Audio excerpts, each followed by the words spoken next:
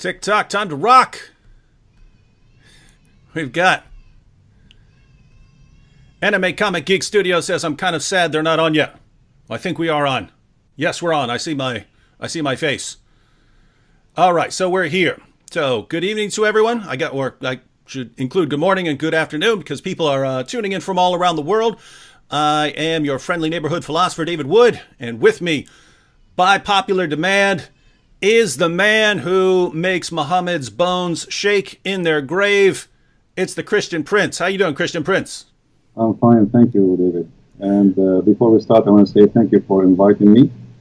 And I'm so glad to be, finally speaking to you and having all those who are, they wanted this to happen. It's happening. So I'm glad to be here. Thank you. Oh yeah, there were people have been telling me to have you on for months. I'm just not good at contacting new people, but here we are now. All right, so we're going to be taking some questions and comments from everyone in the chat here once we get going. But there may be people here who aren't familiar with you, aren't familiar with your work.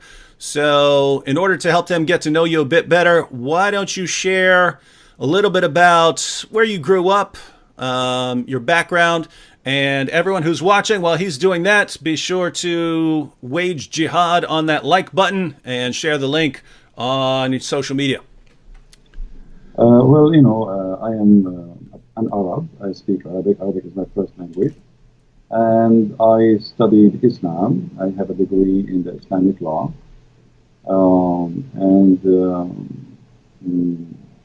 My study is not the reason really I know. The reason I know it's because I study hard, so I can answer the Muslims. And I don't know much. I mean, the rest about me is what people know, like I do. Mm-hmm. So you have a degree, you said, in Islamic law? Yes. Why on earth would a Christian want to get a degree in Islamic law? When I was very young, like always, you go to church, nobody want to talk about Islam. You speak to your friends, nobody want to talk about Islam. And the Muslims always, they challenge us, and there's nobody to answer them. So I decided to study so I can learn really what Islam is about. In the same time, I can take a stand for my belief. And that's what I did exactly, which is actually against the will of my family, mm-hmm. because they wanted me to study something useful, not something stupid, Mm-hmm. Because for them, they are Christians, and studying Islam is a waste of time. It's not worth it, and it is, it's not a good thing. And I agree with them, But always, good things can happen from bad things. Mm-hmm. All right. Well, I wanted to ask you a couple questions about your approach. The kind of two issues here. I hear from Christians. I hear from Christians all the time. And guys, those who are asking to adjust the bass and stuff like that. No, there's not. We've started. There's I can adjust the volume. That's about all we can do here. So just got to live with it. Any changes have to make at a different time. Christian Prince, I hear from Christians all the time, and you're a perfect person to answer since you're the Christian Prince. I hear from Christians who say that when you're interacting with Muslims, you shouldn't criticize Muhammad or the Quran. This is just going to drive Muslims away. They're not going to listen to anything you say. And so you just focus on sharing the gospel with them, just present Jesus. Don't criticize their position or they're never going to listen to you. That's obviously not your approach. So what do you think of that? Me, I am a Middle Eastern, so I understand the nature of the Middle East. And the nature of people there is totally different from what people think. And maybe what you are saying can be, valid for those who they are American, who they are born in America. But Arab, Middle Eastern Muslims, if you are too much nice, they think you are weak. They play the game of intimidation. It's not really about the way you approach them. You see, even the Quran says that Allah, He made us to be humiliated. So when a Muslim, he speaks to you and you are so kind to the point you don't even, you won't, like in people, they say, why you are rude. I'm not rude, I'm just being truthful as it is. Same time, the Quran told the Muslims that Allah, He cursed us and He made us people of humiliation, which means in Arabic it says ضربت عليهم الذلة.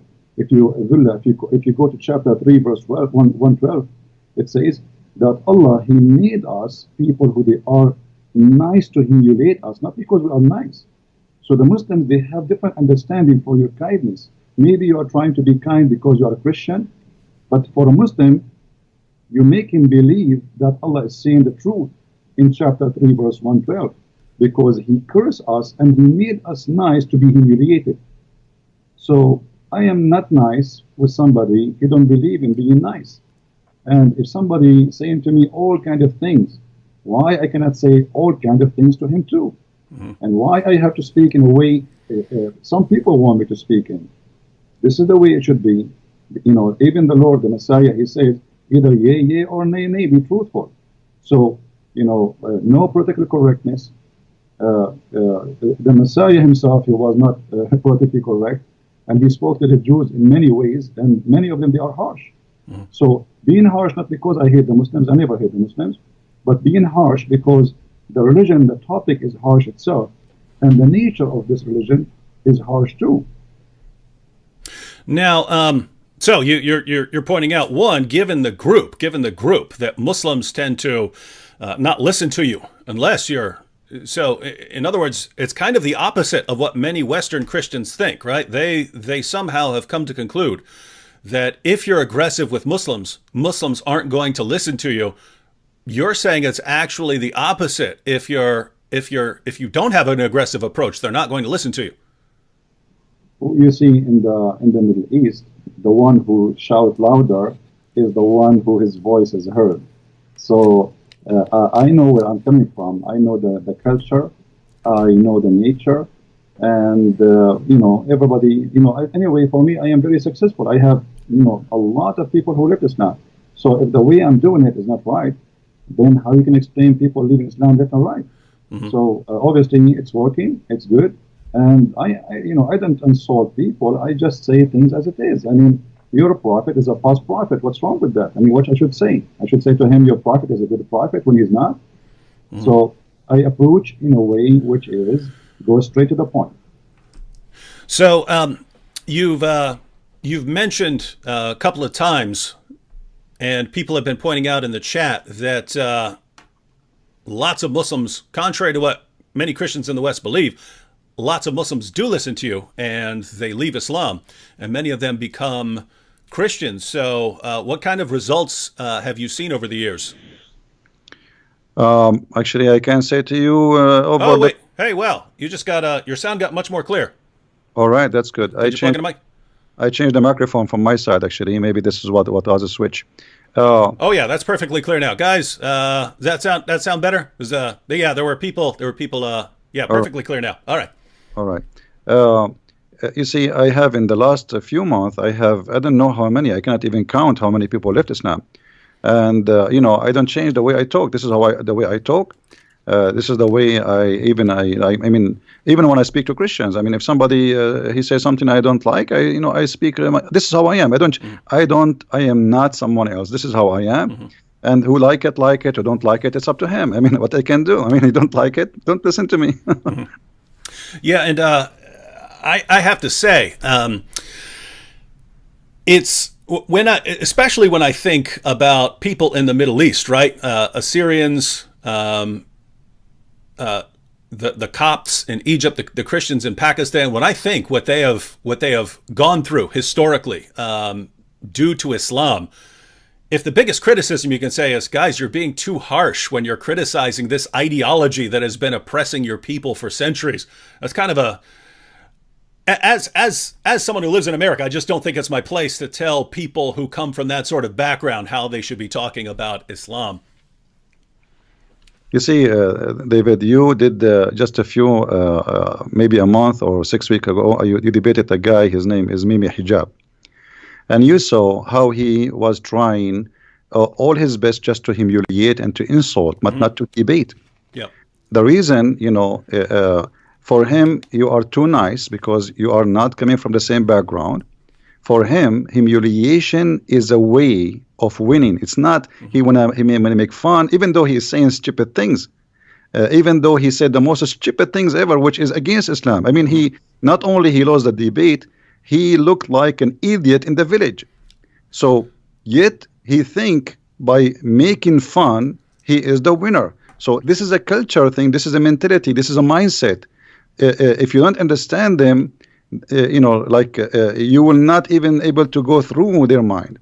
They grow this way, and they think if you are kind, that's mean you are weak, and if you are very gentle and you are not rude, that's mean you don't you are afraid. This is how they see it.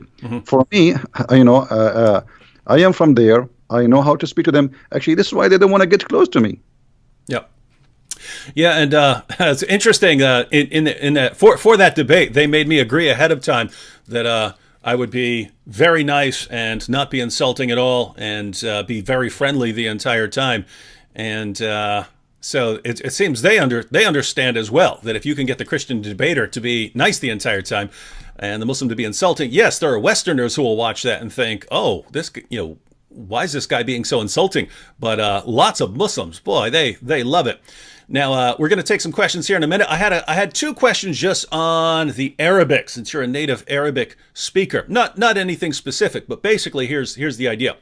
The main argument that the Quran gives for its divine inspiration is what I call the argument the argument from literary excellence, meaning that it's just so amazingly written that it has to come from God. But I read the Quran a lot, and I just think it's the most horrible book that I've ever read. I would literally rather read a phone book than read the Quran. I do read the Quran because, I have to interact with Muslims. But if I were just picking something that I want to read, I would actually pick a phone book before I would read the Quran. It's organized horribly. It jumps around from topic to topic. You can't make sense of anything it's saying. I mean, at least a phone book is organized. And all these calls for violence and so on. But I'm told by Muslims that this is only because I'm reading it in English.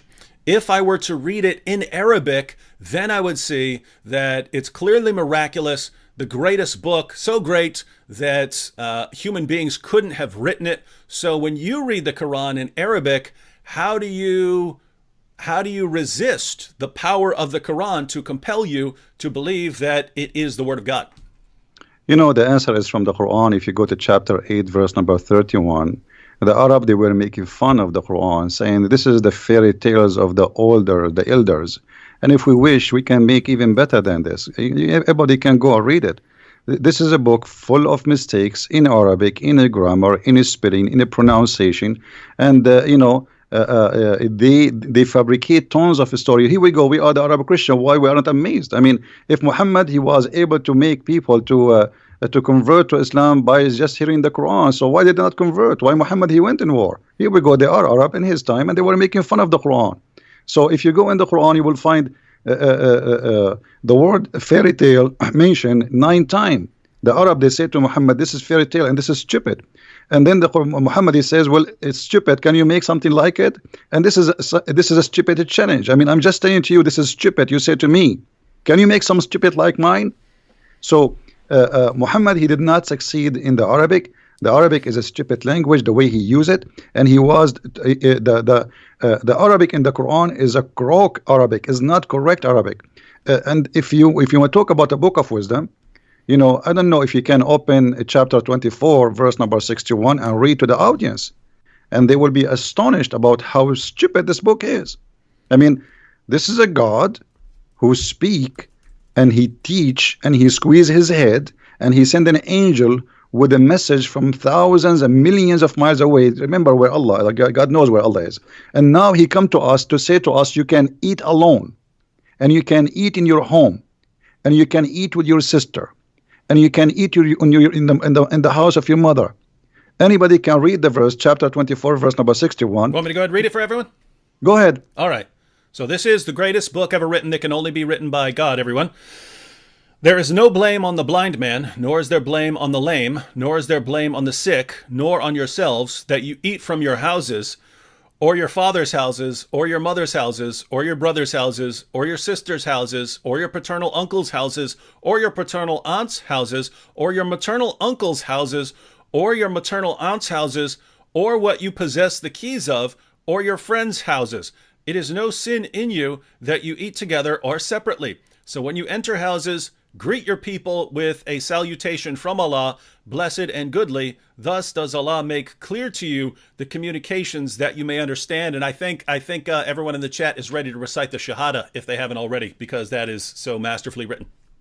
I mean, that's it. I mean, it's no sin on you, no sin. I mean, imagine he's saying no sin if you eat alone or if you eat with somebody else. I mean, this is madness, it's stupid. So he sent an angel of God, and he written in a book of wisdom to teach us to say, if you are blind, you can eat at home. Where the blind used to eat where before? I mean, in the time of Muhammad, there's no restaurants. Where do you want to eat? You are blind, you cannot walk, or you are sick. And even if you are not any of those, still you can eat at home. I mean, look at the news. So Muhammad, he came to us with something beyond intelligence. It's like super. And then he says to us, you can eat in the house of your mother. Finally, I'm going to call my mother and tell her, hey, mom, I can eat in your house. She will say to me, idiot, you are eating in my house all your life. So what is this about? This is silly. This is stupid. So you brought up a couple points there, but basically what I hear from Muslims is, you know, if you just read the Quran in Arabic, you'll find out that it is the word of Allah, and true Arabic speakers will recognize that. You're pointing out that even according to the Quran, people of Muhammad's time, all of whom were Arabic speakers, they thought the Quran was a big joke. Well, all of them, and actually Muhammad, he don't even have a book. You see, if you go and read the book of the Quran, you know, if you go to the Bible, you know, you want to search where God, how he created things, you go to the book of Genesis. Mm-hmm. Where in the Quran we can find how God created the whole earth and heaven. It's all over. It's like somebody, he put a bunch of papers in the front of a fan, big fan, and he turned it on. And then we collect them together and we make a book. So nothing there makes sense. And then, you know, if you go in the Quran, you will find things because of this madness. The Quran says that today, as an example, in chapter 3, verse number 7, today I completed your religion for you, accepted Islam for you. And then why? You know, because we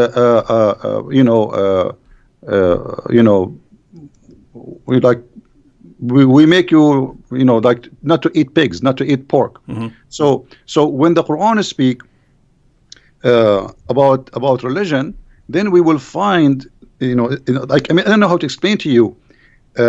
I wish everybody can, you know, speak Arabic, because you will die laughing from the stupidity of this Arabic. Mm-hmm. If we go in the Quran, as an example, in chapter 3, verse number 85, it says, the one who accepts other than Islam, Allah will not accept from him. And then Allah, in the same chapter, he says to us that the Christians and the Jews and the Sabian, they will go to heaven. Then, but why you call them Christians and why you call them Sabian? And why you call them Jews if they are Muslims? This is stupid. If you go to chapter 5, verse number 3, it says that Allah, he forbid for you, etc., etc., etc., etc. And then he said, today I completed my favor upon you and choosing Islam as religion for you. But this is the chapter 5, verse number 3. It is in the beginning of the Quran. This verse can be accurate if this is at the last verse in the Quran. Like Jesus in the cross says it's complete. Here, it says complete in the beginning of the Quran. How we can solve this problem? This problem can be solved easy by saying, okay, the one who made the book, he took this verse, he put it here, but it should be at the end of the book. And yet the Muslims, they say to us that this is the book of Allah. If Muhammad said this verse in the beginning, that means all the chapter after chapter 5, verse number 3 are fabricated. Because he just said, I don't know if you can read it for us, David. Mm-hmm. Chapter 5, verse 3, if you can read it, so people, they can see. I mean, this is crazy. How he complete the religion for them, accepted Islam for them. I complete my favor upon you. Mm-hmm. Ready? Chapter 5, verse 3. Forbidden to you is that which dies of itself, and blood, and flesh of swine, and that on which any other name than that of Allah has been invoked, and the strangled, and that beaten to death, and that killed by a fall, and that killed by being smitten with the horn, and that which wild beasts have eaten, except what you slaughter, and what is sacrificed on stones set up for idols, and that you divide by the arrows, that is a transgression. This day have those who disbelieve despaired of your religion, so fear them not, and fear me. This day have I perfected for you your religion, and completed my favor on you, and chosen for you Islam as a religion. But whoever is compelled by hunger, not inclining willfully to sin, then surely Allah is forgiving, merciful. I'm sure there are here more people, even more people, ready to recite the Shahada after hearing that. So he completed his favor upon them by saying to them, you cannot eat pork. That's it. Islam is complete now. So all those the chapters after, and here you notice, I don't know if you noticed with me, David, that in the same verse at the end it says, after all what he forbade, if you are hungry, still you can eat all of those, which means you can eat pork. Even pork you can eat. But then we find this is a contradiction for chapter 2, verse number 65. Isn't it Allah who cursed the Jews and he made them pigs and monkeys because they broke the Sabbath? Why they broke the Sabbath? Because they are hungry. Because Allah, he made this fish only appear in the Sabbath. So those people, if they are hungry, they are not allowed. But if the Muslims are hungry, they can eat pork. Yeah, I've never actually made a video on that one. I might have to knock out a video on on that contradiction there. One more question, then we'll turn it over to chat here. Along the same lines, one of the other things that Muslims say, because one of the main arguments that they give, thanks to Ahmed Deedat and Zakir Naik, is the amazing scientific insights of the Quran, that Muhammad knew things that no one at the time could have known and that weren't discovered until centuries later, and scientists are still marveling at the amazing scientific accuracy of the Quran even today. I sit here and I read the Quran and it looks like a scientific catastrophe. It looked like if you were to invent the most ridiculous picture of the universe that you could possibly come up with, that's what Muhammad believed about the universe. If you could come up with the silliest theories about human reproduction that you could possibly come up with, that's what Muhammad believed about human reproduction. But what I hear from my Muslim friends is, in the Arabic, you find that everything is correct, that it's amazing and has all these scientific insights. Since you read the sources in Arabic, would you agree with the Muslims that their sources are filled with amazing scientific insights that prove that Islam is true? The Quran is the most stupid book ever I saw all my life, and I challenge any Muslim to prove me wrong. The God of Islam even don't remember which one he created first, the trees or the stars. Have you ever heard of a maker? He says something in one verse, he said the opposite in different verse. The Quran do not know even how the baby is created. He says that the baby, he was a sperm and then he became a congealed blood, which is funny because the sperm was a sperm and then it became a congealed blood. Muhammad, he explained, and he says that the sperm stay inside the mother for 50 days. Have you ever heard of a science like this? But the Muslims, the problem is when the Muslims, they try to make the Quran as a scientific book, they fabricate the translation, they change the meaning to make it fit with science. As an example, when the Quran says Allah, he made the sperm into a congealed blood, the Muslims, they say in many translation, you were a sperm and then you became a clot. But this is not true. It doesn't say that. It says the sperm became a clot. If you go in Sahih al-Bukhari as an example, Muhammad, he says in hadith number 2644, he said that the semen remain in the womb of the women for 40 or 50 days, and this is authentic hadith. So this is the science of Muhammad, claiming that semen can live for 50 days.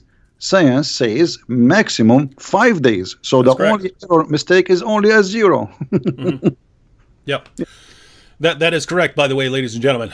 In other words, if you go to your biology class and you ask your biology teacher or professor how long can a sperm survive, you'll hear maximum 5 to 7 days. Not so, according to Muhammad. So if you're a Muslim, you could spend a lot of time. You could spend a lot of time correcting your teachers and professors. All right, Christian Prince. We'll be talking more about the Muslim sources and what the Quran says. Wanted to ask you a little bit about.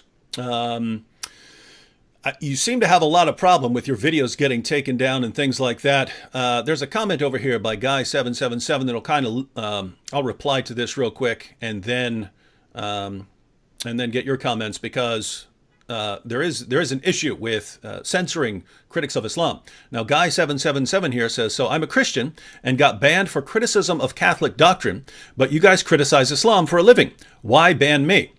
Well, no one's stopping you from talking about Catholic doctrine, Guy777. No one's stopping you from talking about Protestants, Orthodox, Catholics, anything. When we have a topic and we're going to be addressing something, if we're going to be discussing the interaction between Islam and Christianity, there always seems to be a small group of people who want to divert the discussion in the chat to something else, right? So flat earthers will show up and we'll start arguing, hey, everything is about flat earth. People will start bringing up political issues, and we're discussing a topic, right? We're discussing issues. And there are people who try to divert them. No one's stopping you from talking about those things, but go somewhere where they're discussing those things. If we're sitting here talking about, if we're talking about whether Muhammad's a prophet, and you're over in the comments section trying to prove that the earth is flat or something like that, no one's stopping you from doing that, but do it somewhere where that's actually the topic. So what you're asking is, why would you be banned for trying to divert the discussion over to what you want to talk about? I hope when you hear it like that, you can understand the answer, right? If everyone's over in the chat trying to divert the discussion to some other topics, then no one's actually paying attention.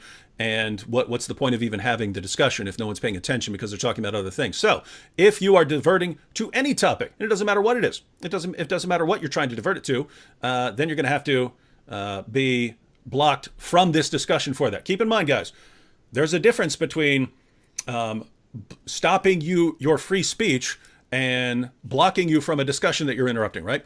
In the United States, we have protected free speech. That doesn't mean you get to come into my room and scream in my ear all you want. You can't say, oh, I'm screaming in your ear in your house because it's freedom of speech. No, that's a separate issue, right? No one's going to stop you from stating your positions in certain places, in public, on the streets, in public parks, things like that. So no one's stopping you from saying your positions on YouTube, Facebook, out in the parks, wherever you want. This area, it's like our house, and we're inviting people to the house to have a discussion and thing, and you're coming in and trying to divert the discussion to what you want to talk about. No, you can't do it. So that's a different issue. Try again, but don't do that again, or I'm going to block you again. All right. So Christian Prince, with that said, what has been your experience of interacting with Islam on sites like YouTube, which have some sort of commitment to free speech, and they say everyone's welcome to pay their ideas. Now, why do your videos keep getting blocked and so on? Yeah. Before I go there, I want to answer this guy. He asked about the Catholic. First of all, the Quran in chapter 5, verse number 14 said, I will spread hatred and enmity between the Christians until the judgment day. And for me, when you do that, you are serving Allah. You are not criticizing anyone. Secondly, you might even be a Muslim, and how we know even you are a Christian. Number 3, the Catholic, they are people who believe in Jesus. They believe in the Father, the Son, the Holy Spirit. So you are wasting my time, and very expensive time. We spend our life to speak about things which is not really worth it for us. Go to different place. There's a guy, I can advise you to go to his channel. His name is Muhammad James White, and he hates the Catholic to death. He will welcome you, and he will have you, and will give you a big long hug. Now we go to YouTube. YouTube, anything we say against Islam, they take us down. It doesn't matter what you say, even you say hello.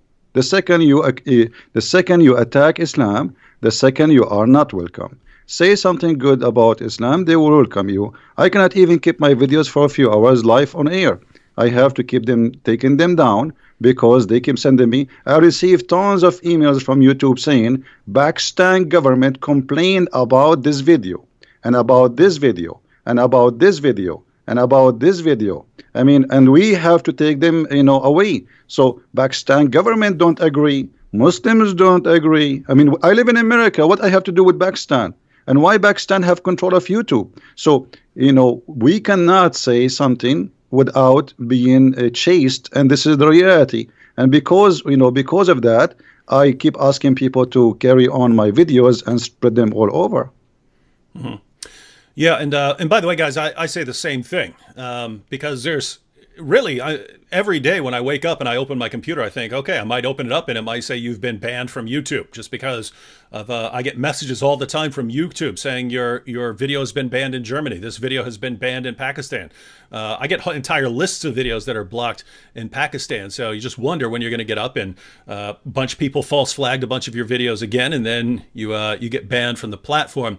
So it's a pretty rough position. By the way, the guy who just asked the question about Catholics, he said he thanked me for at least answering the question, and so hope that was. For the record, I like James White when James White is talking about the topics that James White is really awesome at. But there is a good point there. If you're interested in those kinds of discussions, James White's platforms deals with those, right? We just don't. We're not dealing with that there. We're not dealing with the interactions of Catholicism and Protestantism and Orthodoxy.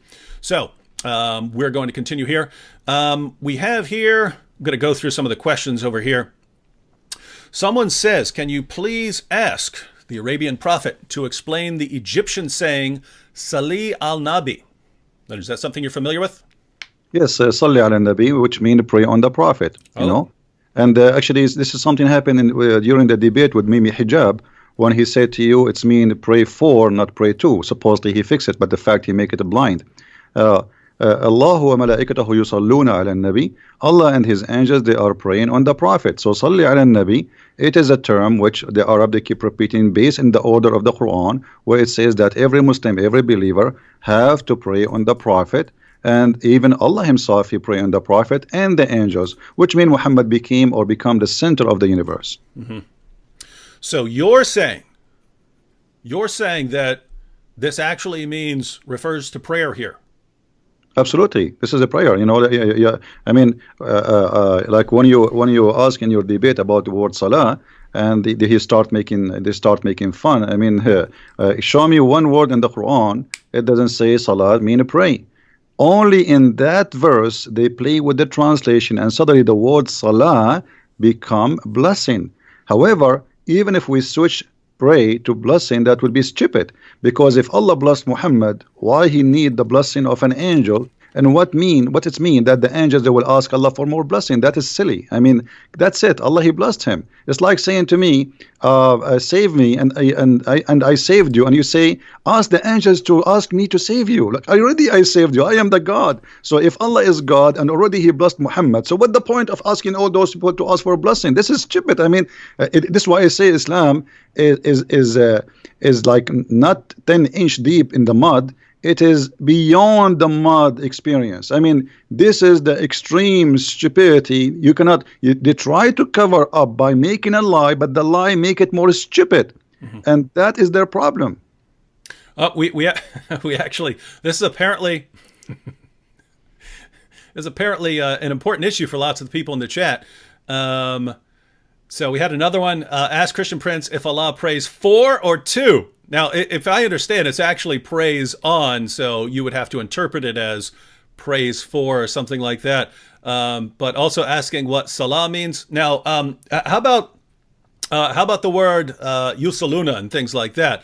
The Muslims come here pretty much every chat and they start saying that's different from the word salah. It's completely different word that has a different meaning. Is that correct? No, absolutely. This is false. If you go to chapter 2, verse 1 to 5, it says, وَاتَّخَذُوا مِن مَقَامَ إِبْرَاهِيمَ مُصَلَّى. Musalla is the place to pray. This is not salah, this is a noun now. If you go to chapter 3, verse number 39, it says, فَنَتَتْهُ الْمَلَائِكَ وَهُوَ قَائِمٌ يُصَلِّي. So the angels, they called him when he is standing, yusalli. go to that translation. You will see it says he's praying. And so the Quran is full of the verses saying that the word salah, if you go to chapter 4 verse 1 to 102, it says وَإِذَا كُنْتَ فِيهُمْ فَأَقِمْتَ الصَّلَاةِ. So if you are between them and you start the prayer. So salah is not a verb. It is when we say salah, it's a noun.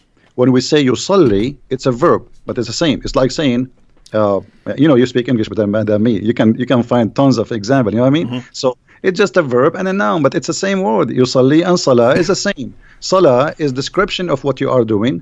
Yusalli is the description of the action you are doing now. You know? All right, now everyone. Before we're gonna continue here, but I just wanted to remind everyone, and I'll remind everyone probably 2 more times before we're done. The links to Christian Prince's various platforms, those links are in the description box. So you have a link to his YouTube channel if you're not subscribed, link to his Facebook page, and also if you want to support him, there's a link to his Patreon page there. So I speak from experience when I say that when we try to dedicate a good portion of our lives to responding to Islam, to making videos, to having these kinds of discussions and so on, it takes up a lot of time, especially when you have to do studying and stuff to prepare for topics and so on.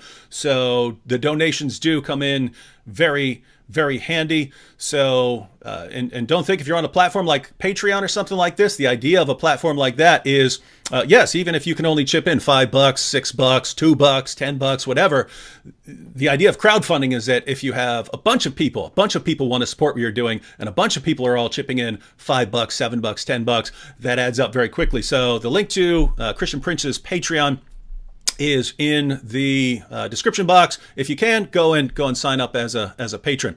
Now, here's one I think I'll answer real quick, and then Christian Prince, you can add if you want to. Ahil here, we have a Muslim over here, and matter of fact, Ahil, if you have some questions for Christian Prince, we're happy to answer them. For some reason, he's talking about Koine Greek. He says Koine Greek is Pidgin Greek. LOL, LOL. Why did they not know how to speak proper Greek rather than classical Greek? LOL, LOL, broken Greek Bible. Now, this comment is so hilarious to anyone who is familiar with the Greek language. You ask, why didn't they know how to speak proper Greek rather than classical Greek? What are you talking about? Koine Greek is what people spoke. That was language. That was the language that they spoke.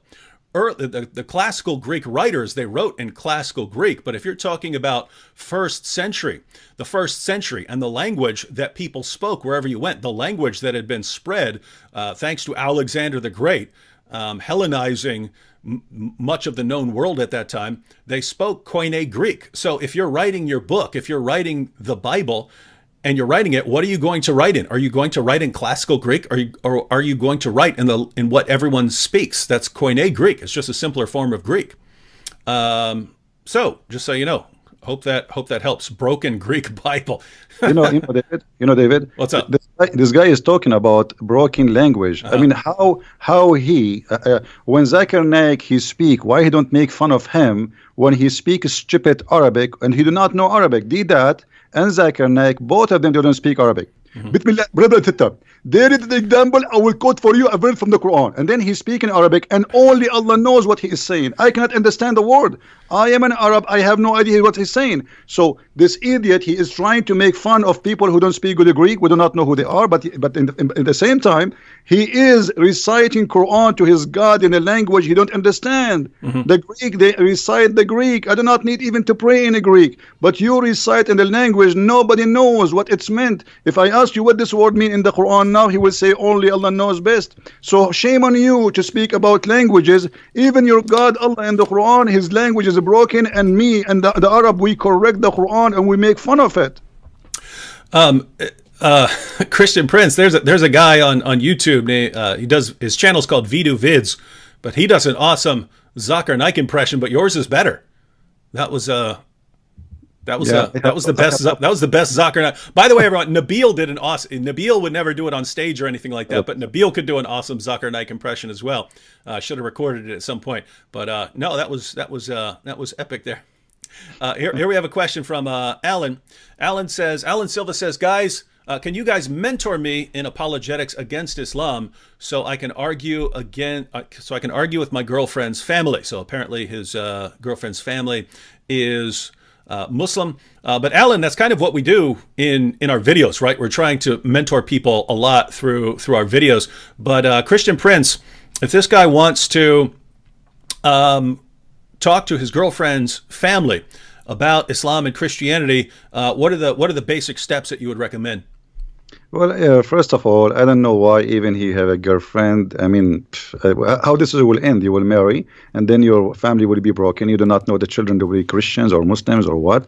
So I don't think this is a good idea. Always you have to marry from someone share the same target, the same belief. Otherwise, it's going to be a broken family. Well, we don't actually know here. I mean, his girlfriend may be an ex-Muslim or something like that. He's asking about the family, or she may be Muslim. We don't know at this point. But if he wants to actually respond to her family using apologetics, what would you recommend? Well, he can watch your videos. He can get my books. I have many books on Amazon. He can watch my videos. They are for free. And, we do our best to teach. This is what we do. So watch our videos, learn from them, take reference, and make an argument. But before always you talk about, before you open your mouth and speak about a topic, you better educate yourself very well about it. Not only just learn 2 letters and go and say, hey, I heard this, because that will be not really a good idea. You have to get you don't claim to be a chef if you know only how to make salad. You have to know how to make many dishes. So you need to educate yourself very well before you open your mouth about a topic. Mm-hmm. We have a question here. Why is the word Pharaoh used in the Quran as a proper name? It lacks the definite article, so it is the name of the Egyptian king from the era of Moses, not a title. Is that correct? Is that a problem? Well, when the Quran says Pharaoh, and this is appear in more than 61 places, the Quran don't tell us who is Pharaoh, but it's talking about Pharaoh as a name, as if this guy, his name is Pharaoh, which is wrong. Mm-hmm. Same time, there's many pharaohs. Which one? Mm-hmm.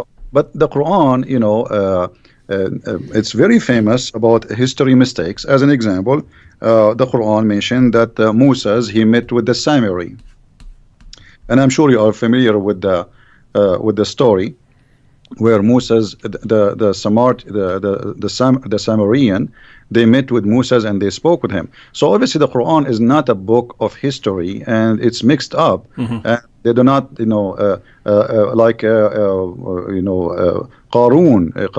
and suddenly Haman, suddenly Haman appear in the Quran as a minister for the Pharaoh. What Haman have to do with the Pharaoh? Moses and Aaron, they are the uncle of Mr. Jesus in the Quran. So, I mean, who is Jesus there? Even the word Jesus did not appear. There's Mr. Isa. So we have Isa replaced by Jesus in the translation, but this is Mr. Jesus the Muhammad, supposedly. And his uncle is Moses, and his grandfather, his name is Umran. In case you do not know, too, that for the people who are listening, the father of Moses, too, his name is Umran. So the Quran is mixed up. There's nothing to do with history we can rely on, and this is why we laugh always about the history of the Quran. Even Muhammad, he could not even David, I want you to challenge all the Muslims who are listening. Who can show us Israel? The word Israel in the Quran repeated tons of time. Okay, I am reading the Quran, and the Quran is the book of God. I want to know who is Israel, where we can find in the whole Quran who is this guy who his name is Israel. We cannot. I challenge any Muslim. So how this book is a book of God, and suddenly he jump and he start talking about a guy, his name is Israel, children of Israel, children of Israel. Okay, who is Israel? Shouldn't you first introduce to us this person? So Quran is a silly book. It is not the same. In the beginning you said yellow pages. Yellow pages is better because yellow pages, you have first name, last name, you have an address, and you have a phone number. Here there's nothing. I wanted to ask you about that name, Isa, because I've read a few theories about where that name came from. Some people have said that maybe it came to Arabic through multiple other languages before it got there, and so that's the one that they were using. I've seen maybe it was a special usage because in the Quran Allah wanted to combine it as a parallel with Musa, so Musa and Isa. I've seen that perhaps the Jews were referring to Jesus as Isa, using the name Esau because they regarded that as an insult. So when the Jews of Arabia referred to Jesus, they would say Esau, and Muhammad just didn't know, so he picked up the term. Do you have any theories on why it's saying Isa rather than Yasu? You see, the Muslims themselves did not know really how the name came to existence, because we as an Arab and all the Arabian Christian history, we never heard of a person whose name is Isa. We call him in Arabic Yeshua. In the Hebrew is Yeshua. So we say in Arabic Yeshua al-Masih. You will not find a single Arab Christian he used the word Isa. This is only a word created and came through Muhammad. It is possible that maybe the Jews, they were insulting, as you said, but really there is no we cannot find where this is coming from. And remember, David, that Islam is disconnected religion, which means the Muslims today, they have nothing to do with Islam in the time of Muhammad. The first book written about Muhammad, it was hundreds of years after Muhammad. There's nothing about Muhammad. You know, the Quran itself, the one we are reading today, they're saying that this is according to recitation of Hafs. And Hafs, according to Muslims, he was a fraud. He was a thief. He stole books and he claimed that they are his own. So, and his father was the same. So Hafs, he learned the Quran from his stepfather Asim. Asim was a fraud, according to Muslims. Asim and Hafs, both of them, their hadith is rejected. So how you accept his Quran? So they don't have Quran. The Quran itself have no roots. So how we can find out where Isa is coming from? And at the same time, the Quran always come to us with strange names. Okay, who is Yahya? We do not know. Who is Salih? I mean, names, they are coming from the middle of nowhere. And Muhammad, he inserted them in the Quran. Zulqarnain, I'm sure you know about Zulqarnain. Okay, Zulqarnain in Arabic means the man with the two horn. Okay, have you ever heard of a guy, his name is the man with the two horn? Why, he's a cow? I mean, give us a name. What's his name? You don't tell me what he's wearing in his head. Have you ever heard, like now, you are wearing a headset, David, I will say the guy with the headset. And then a guy who come after 10,000 years, he will know, he will recognize David Wood because he was wearing headset. This is stupid. So when you say the man with the two horns, shouldn't you tell us first what his name, where he was, which country, what language he speak? So this is a silly book, have no roots, and it's a collection of fairy tale stories. As we said, the Arab, they keep saying that to Muhammad. And Muhammad, he is just trying to make himself a prophet. And okay, they asked him, the Jews, they came to him, they said, okay, tell us about Zulqarnain. He started telling them, first of all, he did not answer right away. He waited until supposedly Jibril came, and he told them, okay, Jibril told me the story of Zulqarnain, and he started telling us a story about he found the sunset in murky water. So Islam is the Quran is not even a good for 6 years old low IQ child. He will laugh at it. And the things you're bringing up about, you know, the Quran not explaining who this person is, or not explaining who that person is, those are actually a pretty big problem for Islam, because Allah claims that this is the book that's explained in detail. It's fully explained. He's given us a book that's fully explained. And if you don't know from some other source or from your own historical knowledge what these things are talking about, you're going to be really confused, because it's not fully explained. It's not explained in detail. It's just, yeah. So anyway, rough book. All right, we have a question here, and this has come up previously. Sister Sunshine says, ask Christian Prince about the necrophilia question. So this has come up before, that we do have a story about Muhammad crawling down into a grave in a situation. If I'm being generous, then I would think that Muhammad just went and slept beside this woman. You're reading the sources, so tell us what this is about. You know, the story is saying that Muhammad, when this is about the woman, her name is Fatima bint Asad, and she is supposedly the mother of Ali. So when she died, Ali, he came to him and he was crying. And he was crying because simply his mother, she never believed in Muhammad. So Muhammad, he told Ali, don't worry, I'm going to do something. Muhammad, he went to the grave, and the women, she have nothing, because you know, when the Arab before Islam, they have the same tradition. They make the person, you know, naked, and then they put them in the grave. They warp them with a sheet. There's no like a coffin. It's a sheet. They put them in the grave, and then Muhammad, he took his clothes and he lay down with her in the grave. And why, according to Muhammad, the Arab who was watching, they said to him, whenever you came with something nobody did before you, why you are doing that? He says, because I want to make the pressure of the grave lighter on her. Now, the story doesn't say that Muhammad did anything wrong, but Muhammad, he took off his clothes and he lay down with a dead woman she's wearing nothing. And the excuse is to light the pressure on her grave. But this is contradiction for the Quran, because the Quran says you pray for them or you don't pray for them, Allah will not forgive them. They are kuffar.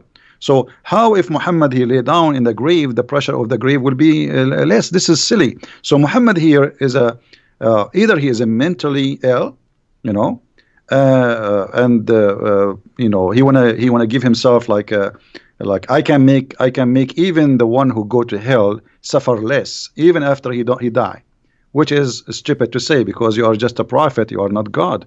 And the pressure of the grave, what does that mean? It's silly, stupid too.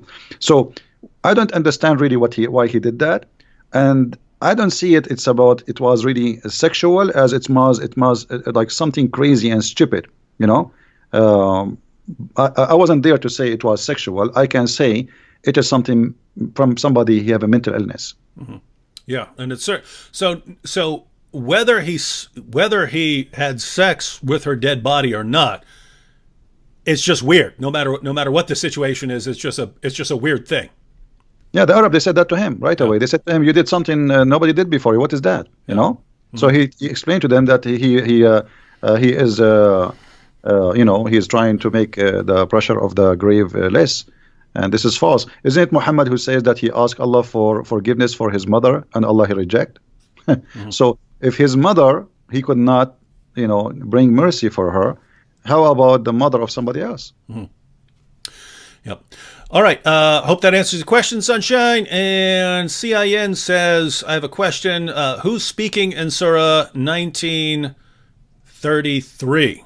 So that's a famous verse of Jesus. So I guess they want you to talk about 1933. That's a famous verse because Jesus talks about the day he's raised to life. So I'll go ahead and read the verse, and then Christian Prince can comment on it. So this is Jesus speaking here. He says, "And peace on me on the day I was born, and on the day I die, and on the day I am raised to life." So why would that be an interesting verse? You know, because here he says that peace on me when the day I'm born and the day I die. And, you know, Muslims, they say that Jesus is still alive. Mm-hmm. So when that day of peace is going to be upon Jesus, according to Muhammad, he will come back and he will stay on earth in the judgment day for 40 days only, and then he will die. And what peace on me in the day I die mean? I mean, it doesn't make sense. I mean, death is death. If there's a peace, I mean, what does that mean? So Muhammad, he say things nobody understand, and this is why Muhammad in chapter 5 verse 101 said, "Ask no questions," because verse number 102 it says, "Why not? Because if you do, you will leave Islam." Mm-hmm. So ask no questions. I say things nobody knows what it means. It's including me. Now, if Jesus is going to come in the judgment day, shouldn't we ask the Muslims why? Why? Why not Muhammad? Muhammad is the last prophet. Why Allah did not? Muhammad was killed by poison.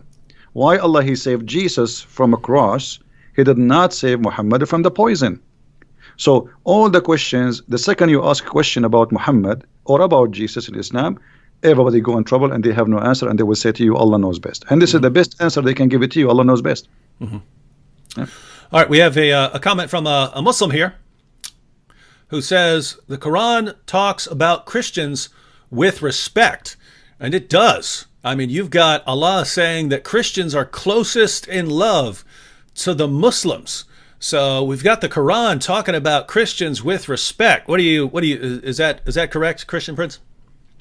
Well, the Quran insult the Christians all over, and he say we are mushrikeen, we are the worst of the creatures, we are worse than animals. Allah, he hate us, chapter 5 verse 14, chapter 5 verse 51, Allah says, take not Christians and Jews as a friends. So when a Muslim he says Quran respect the Christian, that is really funny. So why Allah he will spread hate between us, and why we are the worst of the creatures? And when he say in the Quran, like the Christian and the Jews, they can only friends to each other, and the one who is a friend to the Christian and the Jews, as in chapter 5 verse 51, to the Christian or the Jews, he is unjust and he is a bad person. He is evil doer. So when a Muslim says Quran respect us, show us where. I mean, I want to see that. And you know, the Muslim, what they do, they show you verses Muhammad he said in the beginning of his life, like in chapter 5 verse 69, Muhammad he says, inna alladhina amanu walladhina hadu was-sabi'una wan-nasara, etc. Those who believe and those who they are Jews and Sabi and Nasara, they will go to heaven. This is in the beginning. But later Muhammad he says in chapter 5 verse number 72, the same chapter, just a few verses after, kuffar, they are kuffar, those who say Allah he is the Messiah, the son of Mary. So he called us kuffar. In chapter 5 verse number 82, this is the verse he is quoting for us. This is a verse not saying that we are good. No, you see, look, Muhammad, we mentioned like the guy who asked about he want to talk about Christian sect. Muhammad he was trying to what they call it, divide and conquer. So chapter 5 verse 82, he was saying, oh, the Christians are close to us, the Jews are the enemy. So he was trying to say to the Christians, don't worry, I'm going to kill the Jews only. And later, after he finished with the Jews, he switched to the killing the Christians. The chapter of the Tawbah actually happened after he killed all the Jews, not before. He finished with the Jews and he finished with all the enemies, and suddenly he came with the Tawbah 9:29 says, fight those who don't believe in Allah. He meant specifically the Christians, and he decided to attack the Roman in Tabuk. Yeah, and so everyone, when you're looking at Quran verses and you think, oh, that sounds nice, so you have to kind of try and piece those together in order. When Muhammad starts out as a prophet, it was, according to him, it's, hey, I'm Muhammad and the Muslims are with the Jews and we're with the Christians. It's all of us monotheists together against the polytheists, the idolaters. And then he moves to Medina, the Jews reject him, and then, hey guys, it's me, the Muslims, and the Christians, and we're together against the Jews and the polytheists. They're the enemies here. And then by the end, as Christian Prince pointed out, it's fight everyone. It's Islam versus everyone. So my Muslim friends, that may work with, you know, your Christian friend down the street. If you're talking to Christian Prince, you're not gonna pull off the Quran talked about Christians with respect. It's just not gonna work here. So get a better position. You know, David, Yeah. what about to say to him, I want to say to you, you are kafir. Let us see what he will do. Let us say, I'm going to say to you, you are najis. Isn't it Muhammad? He says that the Christian, the Jews, all who don't believe in Allah are najis. Najis means filthy, dirty. So if I call you najis now, is that respect? I mean, they say silly stuff. Those things can work with those who do not know. Yep. Don't try those tricks with us. You have no idea you are talking to who. Yep. Here's a good one. Christian Prince. I would join this man as well in hearing your thoughts on this. He says, Christian Prince, do you think that Muhammad received a satanic revelation and believed his message, or do you think he simply saw prophethood as a way to gain power and knowingly created a fabrication? So was Muhammad sincere, but he was deceived by evil spirits, or did he know what he was doing? We can say both, but I believe strongly if you go to Sahih Muslim, you will see Aisha in hadith number 1464. She said, Inna rabbuka yusari'u ila hawaka ya Muhammad.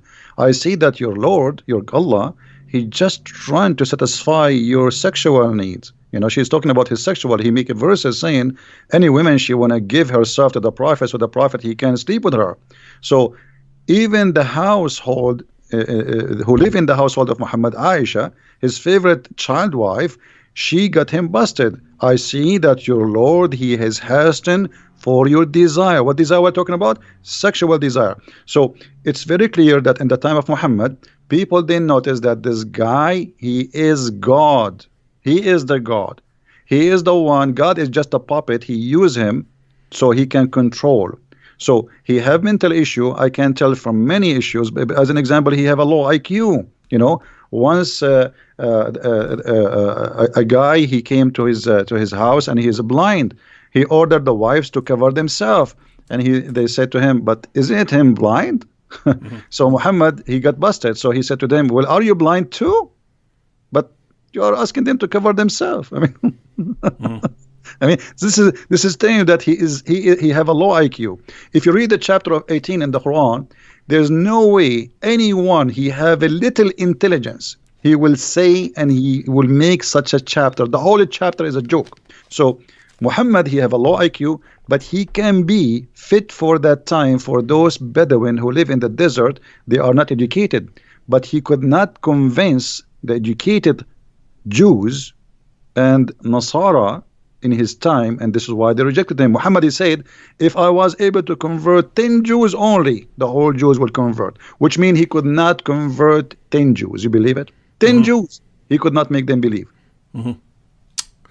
All right, next question is from Jack Sparrow. He says, David, please ask Christian Prince, how does the Shahada sound before Muhammad? So there is a Shahada before Muhammad. So how does this sound? You know, first of all, the Shahada is something funny because, you know, the word Shahada in Arabic is witness. So how you can witness for something you did not see? And you will see that the Quran says that Allah himself, he says Shahada. So Shahid Allahu an la ilaha illahu wal malaika, chapter 3, verse number 18. So Allah himself, he says Shahada. Okay, Allah, he says Shahada to who?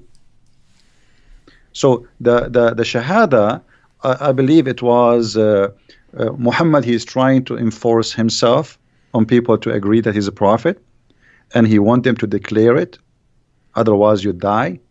And then because if you declare it, people will hear it, and then there is no way to return. You will be rejected by your tribe, by your family, because you declare that you are following Muhammad.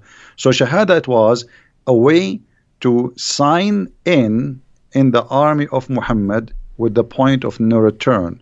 Because there is two issues here, two risks. If you leave, Muhammad will kill you. And if you join your family, they will reject you. The Arab, the tribes, they will not like you no more because you join the gang of Muhammad. Muhammad is not really the Arab. They never saw him as a prophet. They saw him as a gang member. Like as an example, there's a hadith to speak about the word Sahariq. Muhammad, he said in Sunan Ibn Dawood, which is a Sahih hadith, he said, "Abshiru ya ma'shara Sahariq." For those who speak Arabic, they knew what Sahariq mean. Sahariq mean the outlaw, like, you know, when you speak about a bunch of criminals who they are running away in the wood, for they are wanted for raping, killing. So Sahariq are a group of people who they are rejected by their tribes, not from one tribe. And then they live in the desert. And then they make a gang together and they attack the people who traveled, became pirate. So Muhammad, he called his own people Sahariq, which is an insult.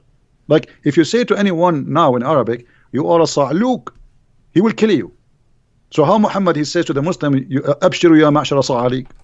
The Muslim, they translate that in the hadith, they say a group of poor immigrant. That's a lie. Sa'luk is not a poor immigrant. It is the criminals who they are rejected from their families for crimes they did. Wow. Interesting. All right. Next one. This is from Bram. He says, talk about the crucifixion of Jesus in Islam, Surah 4, verse 157. So what's your take on that? There are multiple takes on this as far as, you know, even according to Muslims over the years, whether this is saying that Jesus wasn't crucified or whether this is simply saying that he wasn't killed by the Jews, or whether it's saying that, you know, even though he was killed, it wasn't, you weren't the ones that killed them.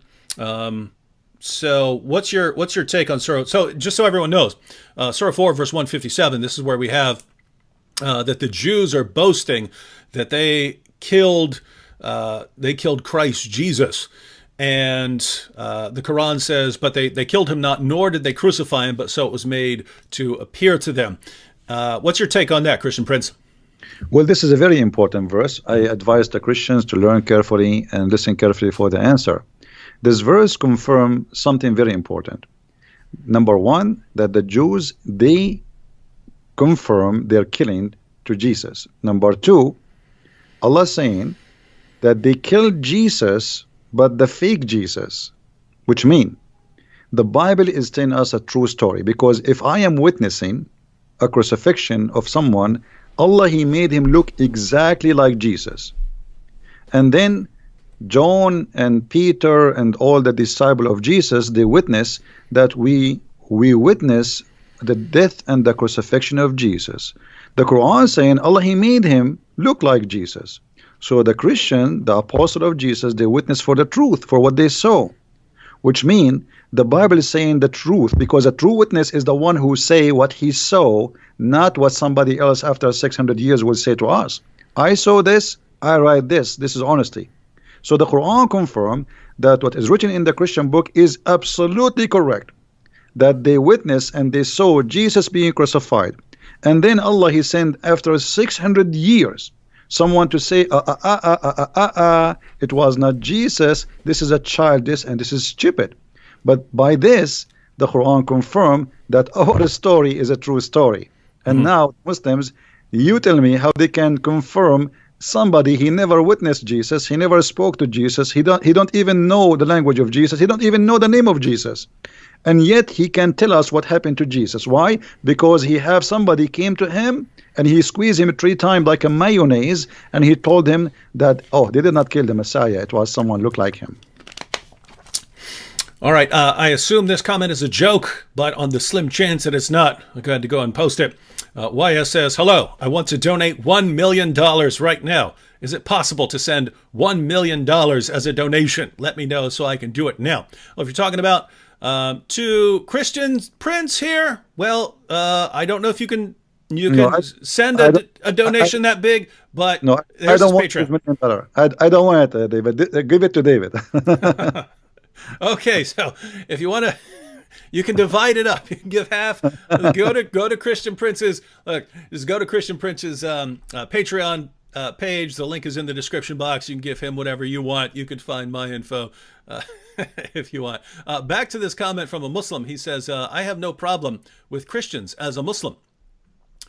Well, my take would be that that's great that you don't have a problem with Christians as a Muslim. But my understanding is that Allah has a problem with us, and Muhammad had a problem with us. And because Allah and Muhammad had a problem with us, and the rightly guided caliphs had a problem with us, and 14 centuries worth of Muslim scholars have had a problem with us, that there's still a problem with us. So, CRISTIAN Prince, how would you respond to a Muslim who says he has no problem with us? How he say, I'm a Muslim and I have no problem with the Christians? That's mean you are a hypocrite.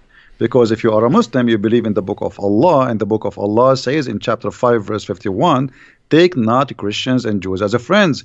Even the Quran in chapter 9, verse 23 says you cannot even take your father and your brother from your blood as a friend. So either you are a hypocrite, playing taqiyya on us, think that we are a bunch of fools who do not know your book, or you yourself, you have no idea what Islam is about. You are just born of a Muslim family. Your name is Muhammad, and you think you are a Muslim. Choose one. Which one is you? I don't know. Yeah, I have to say, to the Muslims who are watching and thinking, hey, I get along with Christians. I get along with everyone. I don't have any problem with them. Look, it's great that most Muslims live better lives than their religion commands them to live. And it's great that most Muslims live better lives than their prophet lived. But we're not talking about nice Muslims who just don't follow Muhammad's teachings. We're talking about what the Muslim sources say. So even though you have no problem with us, again, your God definitely has a problem with us, and your prophet definitely had a problem with us, and that's why followers of your God and your prophet have been killing Christians and lots of other people for a very long time.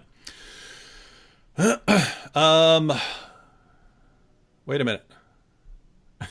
Wait. Now, the same guy, CRISTIAN Prince, I scrolled down to his next comment to see what he was going to say. But it's the same guy said he has no problem with Christians. And he says, but I just asked Christians not to call Jesus God. So he's saying he has no problem with us.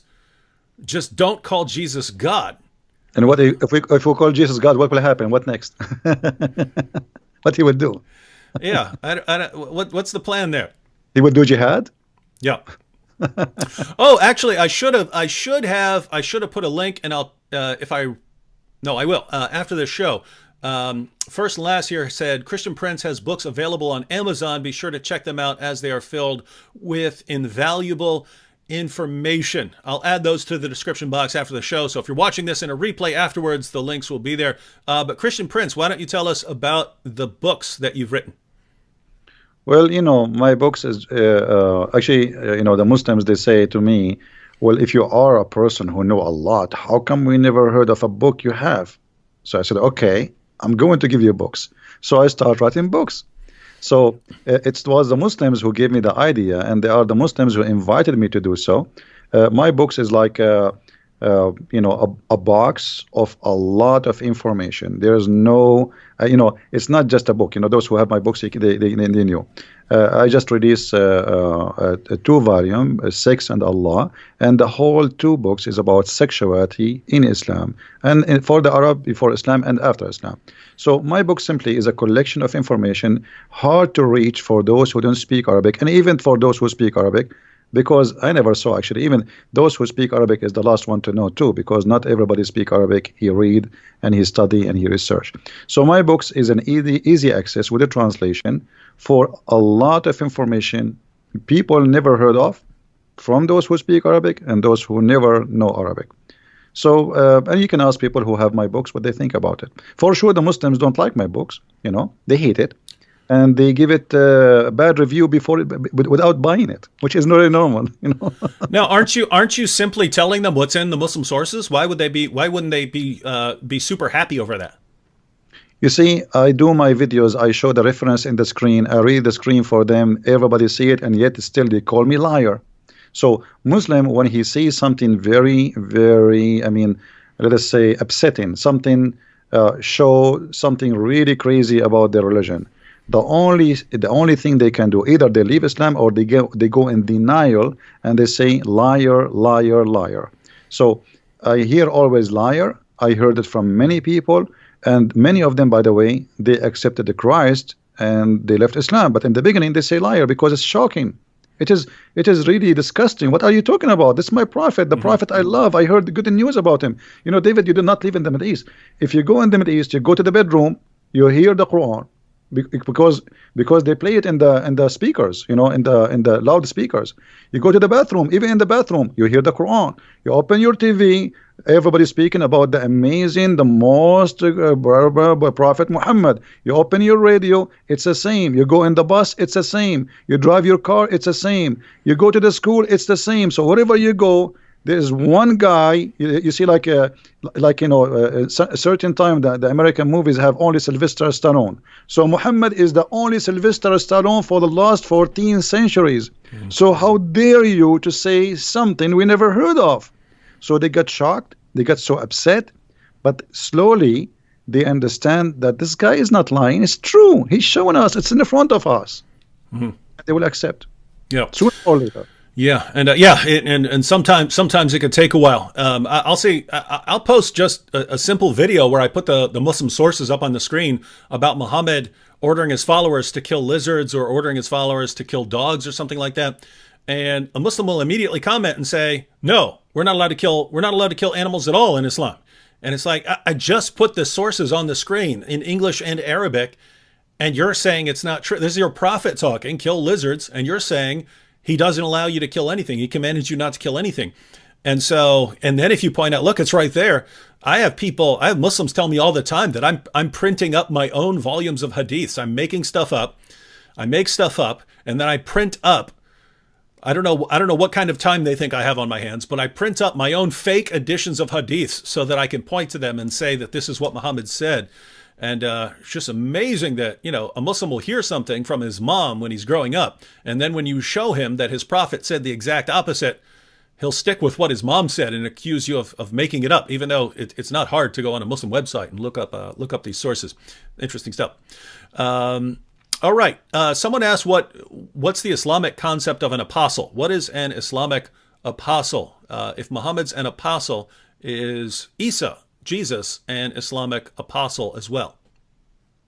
I don't know what they mean by apostle. Are you talking about like a messenger? Yeah, he's talking some Quran translations will translate it as apostle, and others will translate it as messenger. Yeah, well, There's no, like, apostle should not really appear as a translation. It should come out as either as a nabi, which means a prophet, or a messenger. Because Muslims, they make a differentiation between a prophet and the messenger, which is very silly too. Because how you can be a messenger but not a prophet?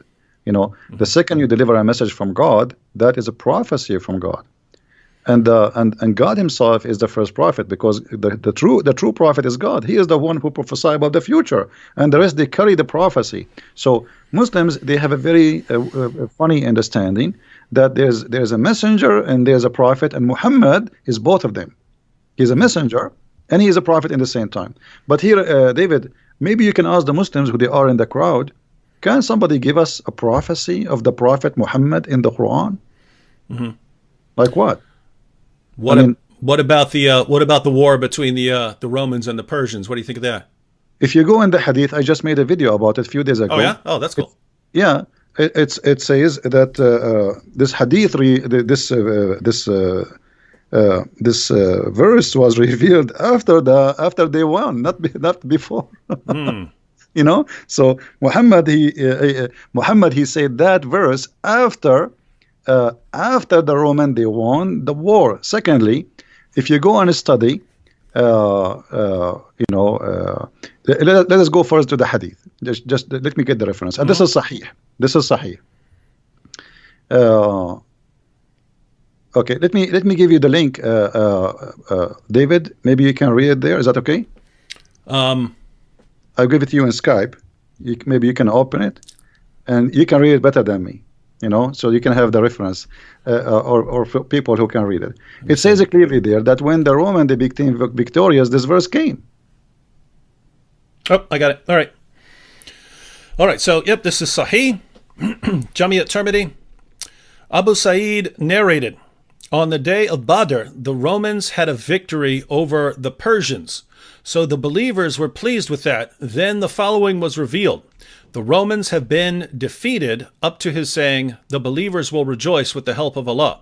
He said, so the believers were happy with the victory of the Romans over the Persians. So how this can be a prophecy? The verse came after they won the war. How this can be a prophecy? This is stupid. I mean, right? That's what it says. So they won, the Roman, they won, and Muhammad, he said, the Roman, they were victorious. So what is the prophecy? Same time, even if this hadith does not exist, we get them busted, because Muhammad, he used in Arabic the word bada, and the word bada is between 3 to 9, and the final victory, the Roman, they lost Jerusalem in 614, and the final victory, it was 28 and 29. So Muhammad is still, he got busted either way, either if it is he say that before they won, or if he say that after they won. But imagine after Trump he won, I say, let me give you a prophecy. He won, and the Republican will rejoice. That's funny. He won already. He won a year ago, in the year 2016. So the hadith in front of you is very clear. Same time, there is a question, and no Muslims can answer, why the Muslims will rejoice for the Roman victory. Isn't it the Roman are kuffar? Why they will rejoice for the victory of the Roman? What they have to do with the Roman? So, and by the way, everyone, Christian Prince, as far as I know, this is the main prophecy that Muslims go to. So you're saying that they're the main one they go to when we ask them about a prophecy here, it fails completely. Absolutely, it's stupid in either way, because the years, if you see this hadith here, if we say it's not exist, but they cannot say it's not exist. It's sahih, as you see. So the Roman, they were victorious, and then the following verse was revealed. It's very clear. So it's revealed after they've been victorious, not before. Secondly, in Arabic it says غُلِبَتُ الروم, and then it says وَبَعْدَ غُلْبٍ سَوْفَ يُغْلَبُونَ فِي بَضْعِ سَنِينَ. So they are going to be victorious in the word bada 3 to 9, and the Roman took them a lot longer than what Muhammad he predicted. So either we go that Muhammad he was predicting before, and that will make him look as a false prophet, or we say, as the hadith here, which is sahih supposedly, saying that the verse revealed after the Roman were victorious, and that will destroy all the claim anyway. And it's kind of, Even if we granted everything that Muslims claim about this, if we ignore the hadith you mentioned and so on, and we ignore the time frame, that the time frame was not met, even if we ignore all of that and we say, okay, Muhammad predicted this side would win a victory in the future, and they did. It's kind of a really weak prophecy when, you know, you've got battles and they're going back and forth. The wars are going back and forth and so on. That would be like me saying, ladies and gentlemen, the Republicans won the presidency, but at some point, the Democrats will win the presidency again. And then eventually when the Democrats win, I say, you see there, I'm a prophet, ladies and gentlemen. No one would accept that. And yet this is the one they go to, along with all the other problems. Yeah, this is a war happening for 300 years, and they win and they lose and they win, they lose. This is silly. Same time, you know, Muhammad, he claimed that the Roman, they will be the major population of the people of the earth. So, okay, well, Muhammad, he made a prophecy about the Roman, and let us see what it is. When Muhammad, he says, and this is in Sahih Muslim, that the Roman, when the judgment did come, they will be the major population of mankind. And this is hadith number 2898a. So, تقوم الساعة والروم أكثر الناس. The judgment day will come, and the Roman, they will be the most biggest population of mankind. They are the majority. So, but the Roman are gone. Where is the Roman? Do you know where is the Roman, David? Where is the Roman now? Here we go. This is a false prophecy. If one prophecy made by a prophet who claimed to be prophet, that's it. He's a false prophet. You know. Yeah, and there are other prophecies that Muhammad made where I just can't figure out how they can possibly come true now. So, for instance, Sahih al-Bukhari 71:16 narrated Abu Huraira, Allah's messenger said, "The hour will not be established till the buttocks of the women of the tribe of Daus move while going around Dhul Khalasa." But that place was destroyed by Muslims a long time ago, so it's never going to happen. The people of the women of that tribe are not going to be marching around this place anymore. And you have passages like that where it doesn't look like they could ever come true unless this tribe makes a comeback and then, you know, goes back to its practices and starts walking and rebuilds this place that Muhammad's followers destroyed. Then you got others which, I mean, if Muslims really, really take their prophet's words seriously, they should be going and trying to confirm them. So let me give an example. Sahih al-Bukhari 71:19 narrated Abu Huraira, Allah's messenger said, "Soon the river Euphrates will disclose the treasure of the mountain of gold. So whoever will be present at that time should not take anything of it." So according to Muhammad, there's a mountain of gold below the Euphrates, a giant mountain. So if Muslims think this guy's a real prophet, they should really they should take some metal detectors out and be at the Euphrates and find this giant mountain of gold. They'd be rich forever. Well, as long as you mentioned the Euphrates, do you know where the Euphrates is coming from, according to Muhammad? Where's that? It's coming from heaven. When Muhammad, he went to the seventh heaven, he found that the roots of the rivers Sihan and Jihan and Euphrates and the Nile, those are 4 rivers are known. All of them, they are coming from the Jannah. And this is Sahih. This is not this is like you can go even to Sahih al-Bukhari. Let us see, 56110. So just type the word Euphrates in Sunnah.com, and you will see the reference. So there is 4 rivers, 2 of them appear and 2 of them underneath. And he asked Jibreel, who are those rivers? Jibreel told him, those are the rivers, Euphrates and the Nile. So this is a lie. I mean, this is obviously, it's a lie. So if Muhammad is a prophet, he prophesy lies. What about the Quran? When the Quran prophesy that the man have a sperm coming from the backbone, this is a prophecy. It's something supposedly we do not know. And this is the Quran. They cannot say it's a weak Quran.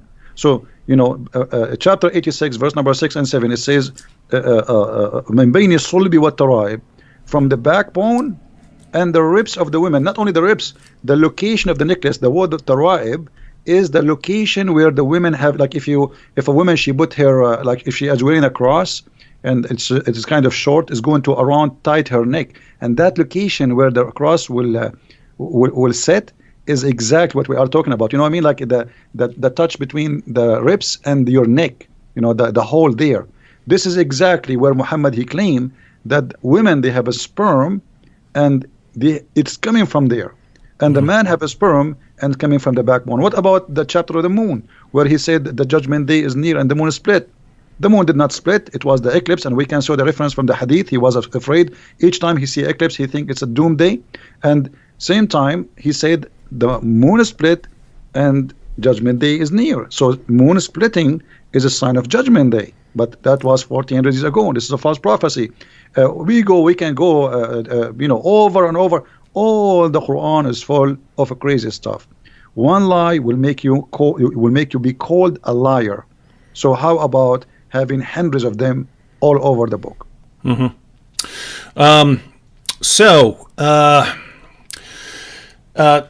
Wanted to bring up something to you because you mentioned it earlier that the Quran is affirming what happened with Jesus in the Christian position. Sam Shamoun and I use a lot what we call the Islamic dilemma that the Quran affirms, and I'm bringing this up because I scrolled past a comment. I could go back and find it, but someone was saying that the position of the Quran is that it's the verse from Surah 2 where it says that it's talking about the Jews, and it says, woe to those who write the book with their own hand, and so on. But what is the Quran's position on the previous scriptures, the Torah and the Gospel? Because every Muslim that you ever run into pretty much believes that the position of the Quran is that Allah revealed the Torah and the Gospel. They were corrupted by Jews and Christians, and that's why Allah sent the Quran to basically give us an uncorrupted revelation. What do you think is the actual position of the Quran? In other words, if you just read the Quran beginning to end, what would you believe about the scriptures of the Jews and Christians? Okay, if we go in the Quran, David, how many times we hear the Quran keep saying the people of the book? A bunch. A lot, right? Okay. So let me ask you, and you know, I there is something I notice about you, that you are very really, I can say you are sharp. You know, you are smart. Can you call me an Arab? Yep. When I'm not? No. You cannot. So can you call me an Indian if I am not? No. So when you call me the people of the book, it's mean they have a book. So how they are called people of the book in the time of Muhammad, and we are called people of the book today, yet we don't have a book according to the Muslims. This is how silly this religion is. It's like saying to you the guy with the car, but he don't have a car. It's like saying to you the guy who have hair, but he don't have a hair. So this is how silly. Same time, the Quran full of verses speaking about the Quran confirming what is with us, and you mentioned, you know, confirming what is with them. As an example, chapter 2, verse number 89, it says, وَلَمَّا جَاءَهُمْ كِتَابٌ مِنْ عِنْدِ اللَّهِ مُصَدِّقًا لِمَا مَعَهُمْ, approving, confirming, believing in what is with them, not before them. So, and chapter 2, verse number 91, same. Chapter 2, verse 101, it says the same. Chapter 2, verse number 213, it says the same. So, you know, all over the Quran, we find the same reference. But the Muslims, they cannot find really anything. It says that the Bible is corrupt. You see, the Muslim, they says, the Quran says, يُحَرِّفُونَ الْكَلُمْ عَنْ مَوَاضِعُهُ. What does that mean? You go to the interpretation, they say they change the meaning of it. This is their scholars, not me. It doesn't say they are corrupting the book. It says they change the interpretation of it. And that actually was, if you remember the story where Muhammad, he took an oath on the Torah. You remember? Okay. A Jewish guy, he put his finger over the word stone. Okay? Stone them, the punishment of stoning. So this is what is this is what the verse is talking about. But this is how that can be corruption. You know? The corruption supposedly here happened because the guy, he tried to hide the word in the Torah. And if it is corrupted, and Muhammad, he knew the book is corrupted, Where is the hadith where Muhammad he says the Quran, the Bible is corrupted? I want to see it. Same time, the Quran never says, what they are claiming to be, and even their scholars don't agree with them. Because how in one verse you says you approve what is with them, in the other verse he says they are corrupting, but they are corrupting the word. Same time, يحرفون عن مواضعه, which means changing the location. If you go to chapter 5 verse number 41, maybe you can read it for people there. I will give you like a little bit of time to find it. In chapter 5 verse number 41, it says that corruption here is a changing the location of the words from its location. Does it say that, David? So 541, O Messenger Muhammad, let not those who hurry to fall into disbelief grieve you of such who say we believe with their mouths, but their hearts have no faith. And of the Jews are men who listen much and eagerly to lies, listen to others who have not come to you. They change the words from their places. Okay, so the corruption here is not taking the verses, is changing the words from their places. All right. Now, if this is corruption, that means the whole Quran is corrupt. Because a chapter of, we just mentioned how the Quran says, today I completed your religion for you, right? The Muslims, they agree that the first chapter was given to Muhammad is now number 96. So if it changing the words from its place will make corruption, that means the Quran is the first one to be called corrupt book, because the whole Quran is messed up. This is not how Muhammad received the Quran, even according to Muslims. So here, there's nowhere it says that they took the verses out of the Bible. All it says, يُحَرِّفُونَ الْكَلُمْ مِنْ بَعْدِ مَوَاضِعِهِ. Some of it, but if you go to the interpretation, it says that they change the meaning. They do not really take it, not literally, they change it from its... and this is the story about the Jewish guy who put his hand over the verse where it says stoning to death. Yeah, and just so everyone read that entire passage, everyone.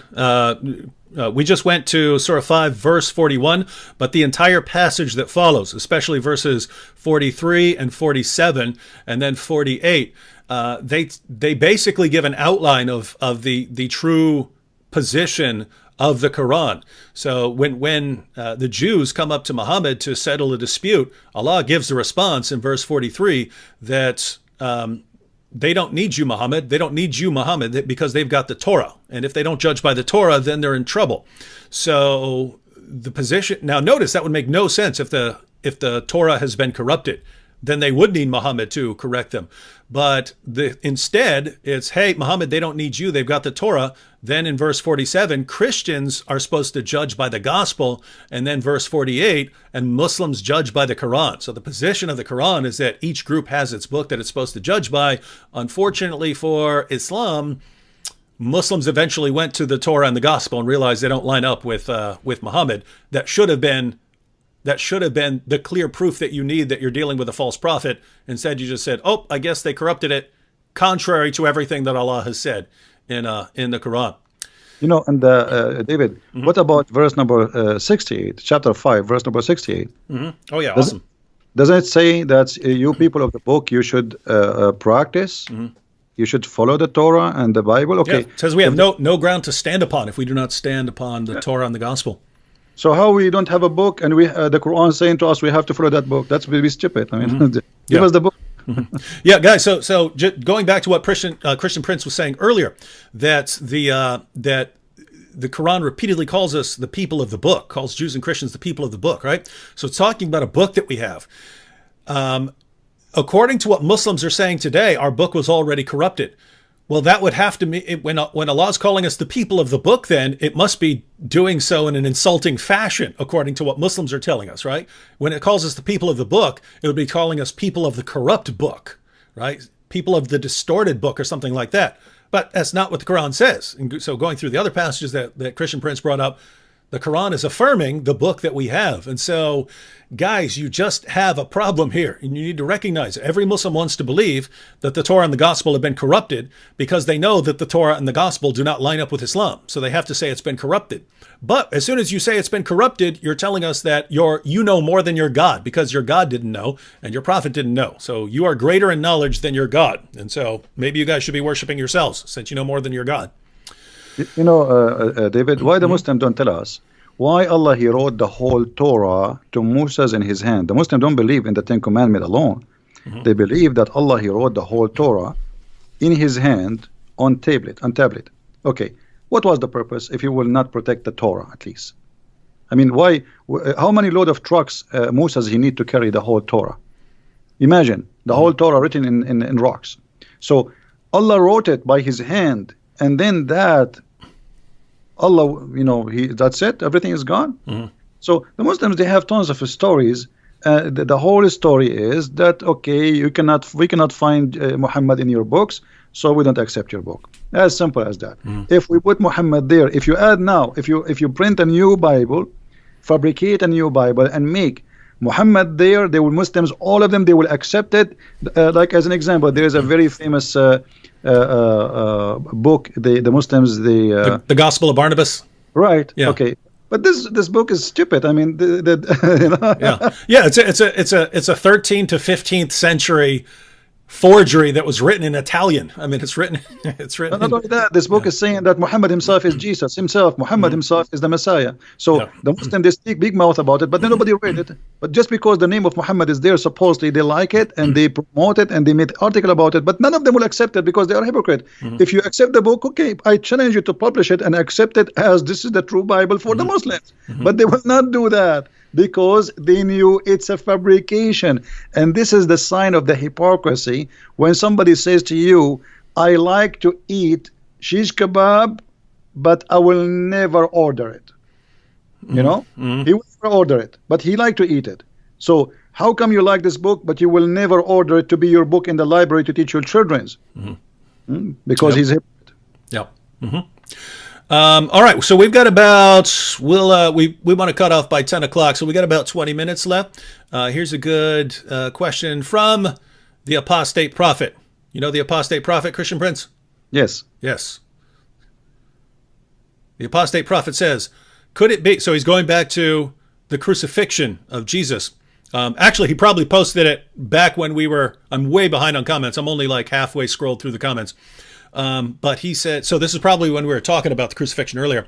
He said, could it be that Islam's assertion that Jesus didn't die is a poor appeasement of local Christian heretics that believed in something similar, e.g., only his body died? Greetings and respect to you both. So just so everyone knows, there were certain heretical Christian groups who had different beliefs about Jesus, that he didn't really have a body, things like that. So do you think this could be Muhammad being influenced by or trying to appease some local heretical Christians in Surah 4, verse 157? Yeah, there is some books is rejected where he's speaking that the Messiah, for he is a son of God, there's no way the Father will let him be tortured. So it most likely this one was on the cross. God, he made the body of a person who looked like Jesus, but this is not Jesus. And obviously Muhammad, he carry on with that fallacy. So it's possible, but we cannot really confirm 100%. But there is people who they believe that Jesus, because he's son of God, well, there's no way that God, his father, they will let him be tortured. And actually, once a Muslim, an Egyptian Muslim, he said to me, well, you know what? If Jesus is the son of God, then his father will save him. I said, okay, well, if this is your logic, that's good, because that means Jesus, son of God in Islam. He said, how? He said, you just told me if Jesus is son of God, his father will save him. I said, yeah. I said, okay, didn't Allah save him in Islam?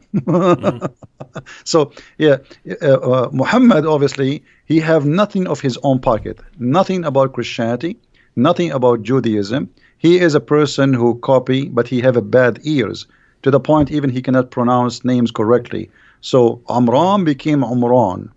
All the names he got them wrong. So Muhammad, he cannot be a person who is making things as much he is copying, especially when it's come to Christianity and Judaism.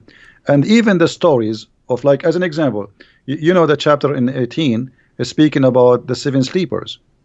But this is a story written hundreds of years before Muhammad, and it's a fictional story. Yep. So how Muhammad put it in the Quran? Because simply he's trying to bring stories which is interesting to his book and make himself a prophet who knows.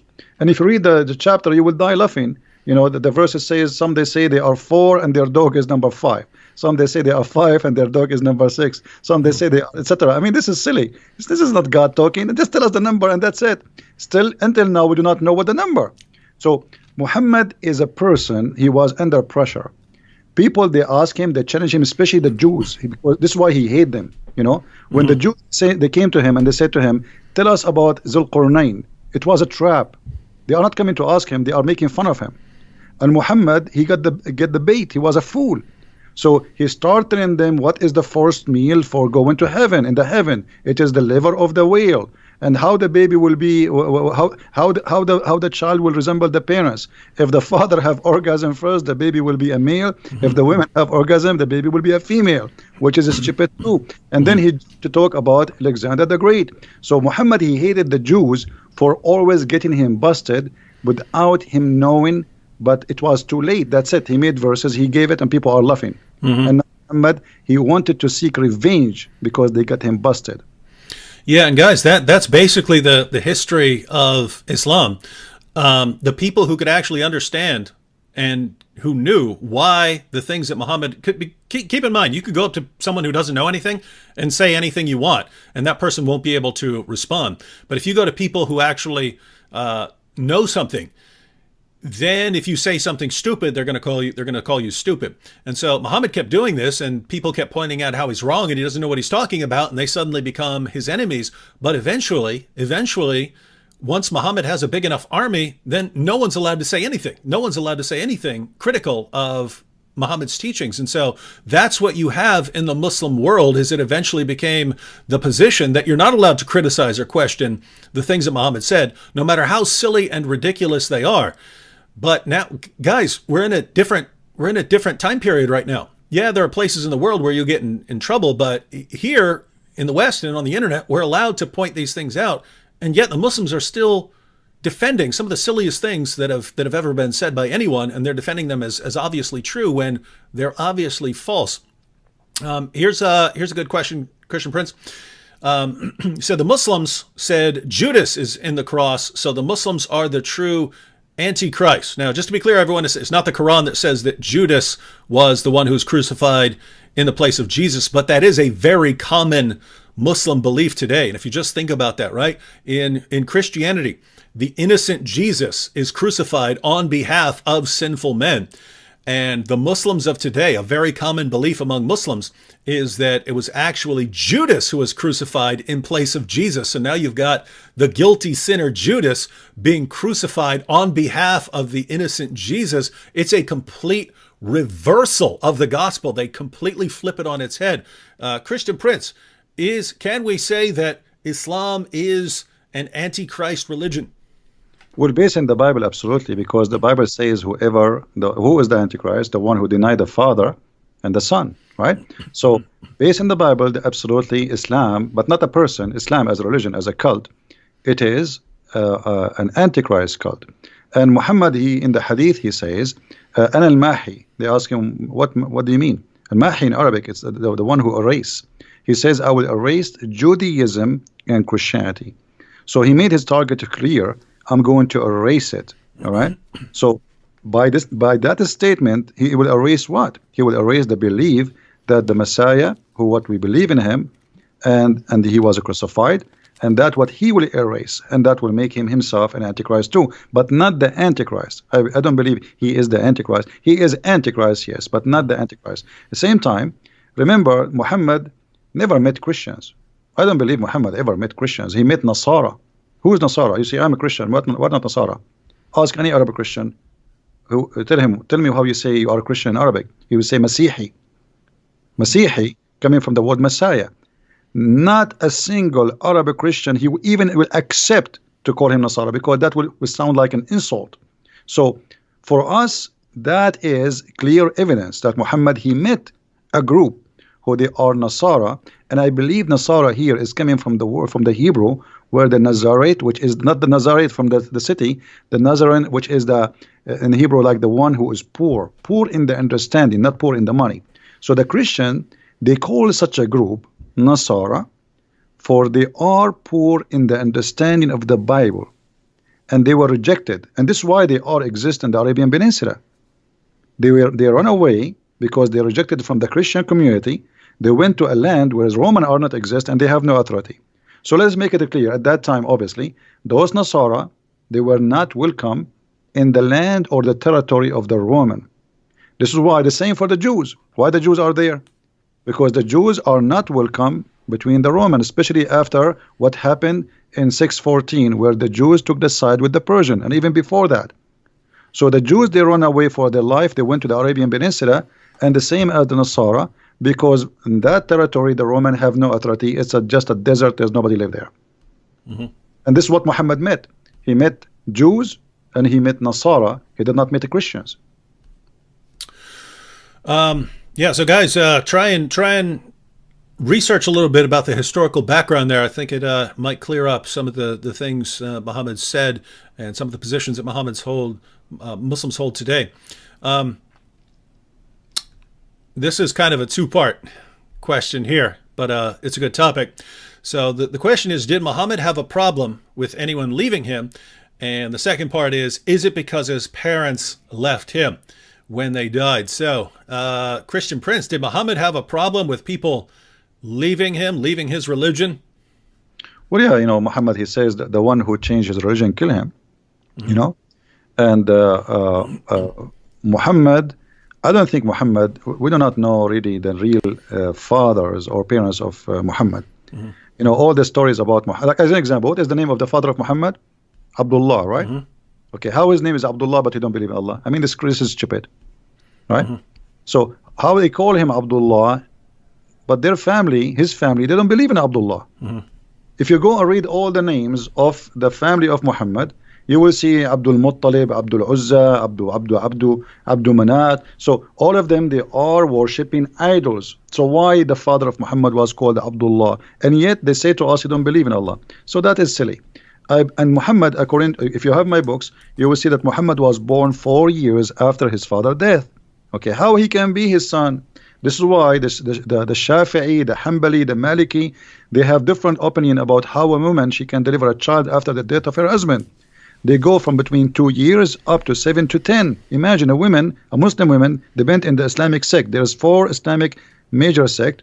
A woman, she can be delivering a baby after her husband's death up to 10 years. That's madness. And then if we go and read, we will find that the father of Muhammad, he was paid for sex.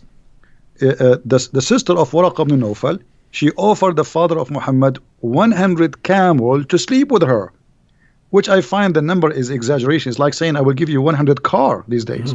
100 camel for the Arab at that time, this is like you will make you really rich. So he told her, I will go to the mother of Muhammad and I will come back to you, which means he agreed. When he came back, she said, I have no need for you no more because you slept with that woman. So here you notice, you understand from the Muslims books that Muhammad's father was a gigolo in the term of getting money for sex. And then the father of Muhammad and his grandfather, supposedly they marry the same women, and then they have sons and they have different ages, and Muhammad's father, he died supposedly 4 months or 3 months after the marriage, the wedding. So how Muhammad can be born 4 years after? Mostly, I believe, this is my belief from my study, that Waraq ibn Nawfal is the real father of Muhammad, not Abdullah. This is why I always find Muhammad is with Waraq ibn Nawfal. When Waraq ibn Nawfal, if you remember the hadith, it says when Waraq ibn Nawfal, he died, what Muhammad tried to do? He tried to jump from okay, you're talking about the suicide attempt. Yeah. But this is when after Waraqah he died. Okay, why when Waraqah died, Muhammad, he became so desperate? What happened? Because he have a special relationship with him. When Muhammad was lost as a child, where they found him? With Waraqah. When Muhammad lost in the desert, where they found him? With Waraqah. Waraqah is everywhere in the life of Muhammad. So when Waraqah he died, according to the hadith in Sahih al-Bukhari, and this is Sahih, they cannot say it's a lie, it says that the inspiration of Allah paused. Allah will not send Quran no more. And Muhammad became so sad, and he decided to jump from the top of the mountain, and he tried to do that many times. And each time he go to the top of the mountain, Jibreel, he appeared to him and he says, don't do it, for sure you are a prophet of Allah. So this is what is written in Sahih Bukhari, hadith number 6982. But why Waraqa is all over, and why Waraqa, even Waraqa is the one who told him what is the name of the angel who met him, right? When he squeezed him. Okay, how Waraqa he knew? I mean, he did not even see him. And why Khadija, she took him to Waraqa? So Waraqa is all over the life of Muhammad. There is two people, they made Muhammad a prophet. Khadija money and Waraqa. All right. This one's about Lot, and we'll probably take one or two more real quick after this. But this one is about Lot. And she says, can you explain how Lot became a prophet in Islam? And why did Muhammad think that Lot was a prophet? And guys, if you don't know why this is important, in the Bible you have the story of Lot. Lot and Abraham separate. And Lot, after the fall of Sodom and Gomorrah, his daughters apparently think that they're the last people on earth, and so they want to start the human population up again. And so they know that their dad won't sleep with them, so they get him drunk, they sleep with him, and then come out of that relationship some of the enemies of the Jews, the Ammonites and the Moabites. But Muslims look at that and they say, look, you see what the Bible does? Look how it treats the prophets. It accuses a prophet of incest, where the Bible's just recording what happened, whether it's good or bad. But Christian Prince, any thoughts on that, or why Muslims think that Lot is a prophet, or how Muhammad came to that conclusion? Muhammad, as we said, he is just a person who he learned from people around him. And mostly he is getting wrong information. And mostly, I think the Jews, they were feeding him wrong information on purpose. I don't believe it was happening like this, because it's too much to believe that Muhammad was really. I mean, Muhammad, you see, he always look at the Jews as people of the book, because they knew, they are people who have knowledge. So he saw in them teachers, but the Jews, because he came to them claiming to be a prophet. Muhammad did not come to them just to live. He came to them after supposedly he ran away from Mecca. So now they knew that this guy, he claimed to be a prophet from supposedly Allah. So the Jews, they feeded him false information just to make fun of him. And Muhammad, he got the bait. Always Muhammad, he is a victim of the Jews. They did not harm him physically, but they did harm him mentally, and did harm his belief. They made fun of him. So about incest, well, the Quran speak that in chapter 5 verse number 27, if you go and read the interpretation, that the daughters of Adam, Allah, when he made the wife of Adam, Eve, have children. Each time she gave birth to a twin, a male and a female. And Adam, he married the male from this twin to the other female from the other twin. But what happened, that the tooth male, now they want to marry one sister. Why? Because one of them, she have a cross eyes, or she don't look good. So Allah told them, okay, make a sacrifice, and whatever sacrifice, the one I accept his sacrifice is the one who can take that female. So if the Muslims are against incest, then they should not accept that verse. Now, if we go in the different verse, and this is very important, if you go in the Quran, in chapter 25, verse number 54, 52, let me remember, 54, yeah, 25, 54. It says, وَهُوَ الَّذِي خَلَقَ مِنَ الْمَاءِ بَشَرًا فَجَعَلَهُ نَسَبًا وَصِهْرًا. If you go to Al-Qurtubi, it says that a Muslim man, he can have sex with his daughter if she is a daughter from adultery. This is Islam today and before. So this is, you see, in the Bible is speaking about a story of two girls, because they don't want to be without children, and they are afraid they will disappear from the universe. No men left. They did that. The Bible did not approve what they did. The Bible report. Here we have religion, and we have scholars saying, if you have a daughter from a girlfriend from adultery, the mother and the daughter are lawful for you. And by the way, I challenge any Muslim. You see, here we go in front of you, David, Mimi Hijab and his nurse Ali Dawa, all those kids. If anyone dare to say to me that I just told a lie, I am willing to come down here to your show, and we will open the screen and we will read together in front of them from the most official government website of the Kingdom of Saudi Arabia. And I challenge them to say, I am lying. This is Quran, and this is the interpretation of the Muslim scholars and the Islamic sect. And not only that, they say it is according to the most accurate of scholars in the religion, that because she is not his daughter from marriage, she is not forbidden for him to have sex with the daughter and her mother. And here we go. I'm willing to take a challenge anytime. If any Muslim want to accuse me of a lie that Islam allowed you. And by the way, I didn't say, remember, David, I did not say Islam allowed you to have sex with your daughter from marriage. No. Quran says you cannot have sex with your daughter from marriage. But if she is not from marriage, you can have sex with her. All right, so you Muslims, you heard that challenge. If you want to challenge Christian Prince here, I'd be happy to moderate that discussion, and we can put the sources up on the screen here. All right, we want to close out after this one. We don't want to close out just talking about Islam because, I mean, man, when we hear about the things that Muhammad said and the things in the Quran, just want to go take a bath. So we want to conclude on a more positive note here. Christian Prince. So Tippy Bear here says, ask Christian Prince to show that Paul is a prophet in Islam. Now, for those of you who are new to all of this, Muslims like to blame the Apostle Paul for corrupting Christianity. And there's a reason for that, right? They didn't just say, oh, Paul is an especially evil dude one day or something like that. It's basically they're forced into it, right? Because they know that their book affirms that Jesus spoke the truth and that Jesus' original followers were devout Muslims.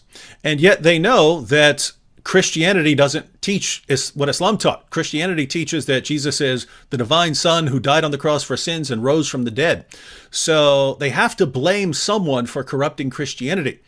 And a Muslim who doesn't know anything at all will point to like the Council of Nicaea and stuff and say, oh, that's where Christianity was corrupted. But they got a problem because we can trace all of the core Christian doctrines back to the 1st century. And so we know that these doctrines were there in the 1st century. If the doctrines were there in the 1st century, then as a Muslim, if you want to say that Christianity was corrupted, you have to say that Christianity was corrupted in the 1st century. So you have to blame someone. But you can't blame Jesus. He's a devout Muslim prophet. You can't blame his followers. They're devout Muslims. So you need someone who wasn't Jesus and wasn't one of his original followers, who was also powerful enough to somehow corrupt all of Christianity. And the only person they've been able to come up with is the Apostle Paul. And so Muslims today love to blame the Apostle Paul. And if you listen to what Muslims say, they make him sound more powerful than Allah with the way this guy comes in there and corrupts it. Because Allah in the Quran is saying things like he's going to protect Jesus' followers until the day of resurrection. So those are the kinds of things that are being said in the Quran. And yet Muslims want to say that Paul came in there and just corrupted it. And too bad for Allah, too bad for all the work that Jesus had done. He flipped it on its head. But if I understand correctly, Christian Prince, that was not the position of Muslims centuries ago. Is that correct? Well, this is the challenge for the Muslims.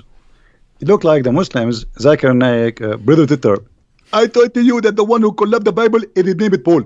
And Paul, he is the one who fabricated the Bible. Now, okay, Zakir Naik, can you show us reference where Paul, he corrupted the Bible? They did that. Can you show us the reference where it says that Paul is the one who corrupted the Bible? So Muslims, they are copy-paste people. They don't have any knowledge. I am saying to you Muslims, look like you are a lot smarter than your prophet, because your prophet, he have no idea about Paul. He never said such a thing. Ibn Kathir, he says, if you go to chapter 36 in the Quran, you will see in verse number 14, it says, we sent to them, إِذْ أَرْسَلْنَا إِلَيْهِمْ إِثْنَيْنِ فَكَذَّبُوهُمَا, we sent to them 2 messengers, and then we sent the 3rd to string them. If you go to Ibn Kathir, you will see Ibn Kathir, not the Christian Prince, saying that the 3rd is Paul. So Ibn Kathir, he must be Christian. He must be working for us. Maybe we paid him. Look like Zakir Naik and Didat are smart, and Ibn Kathir is a donkey. So obviously here there is some kind of copy-paste agenda, and nobody want to read. They heard Zakir Naik saying that, they heard Didat saying that, and we copy and we throw it. Now the question, the challenge for the Muslims, Why your prophet do not know about Paul being corrupt in the Bible? Why Allah did not say that in the Quran? And why in chapter 36, verse number 14, according to you Muslims, those are three messengers, three musketeers, sent by Jesus. How Jesus can send people to be messengers unless he is God? How a prophet, he can make you a prophet? How somebody, he himself, he is just a prophet, he can make you a prophet? Not only that, if you go and read the interpretation, you will see that they resurrected people from death. Those three, Paul and John, Johanna, and Peter, they resurrected people from death. And the most strong one of them is Paul. Because look like Paul, for Muhammad, he have a black belt. So he is the most strong one, according to Ibn Kathir and the biggest scholars. But Paul is the enemy of Allah, according to the Abduls, who have no idea what they are talking about. So my friend, Muslims are the same as somebody, his wife is a cheater on him. He is the last one to know. Don't learn Islam from a Muslim. They do not know. They don't speak the language. And even the one who speaks the language, he lie in order to protect, as Mimi Hijabi did. Now, that is interesting that the earlier generation of Muslims, earlier generations of Muslims and Muslim commentators, it's almost like they had more respect for the Quran than Muslims today. Because, you know, if you look at what the Quran says, that Allah protected the true followers of Jesus until they became victorious over those who rejected Jesus. Well, the people who became victorious in Christianity were people who believed in the Apostle Paul. They believed in the Gospels that we have. They believed in the letters of Paul. So according to the Quran, those are the true followers of Jesus. Again, Allah said that he was going to protect the Christians, Jesus followers, until the day of resurrection. When your average Muslim believes that Paul immediately came in there and undid all the work that Jesus had done, and Allah couldn't stop him. And so it's just the earlier generations of Muslims wanted to say, no, Paul was someone who was sent by Jesus. They had to believe that, because otherwise they're accusing Paul of being more powerful than Allah, and they didn't want to do that. Muslims today, nope, they want to deify Paul.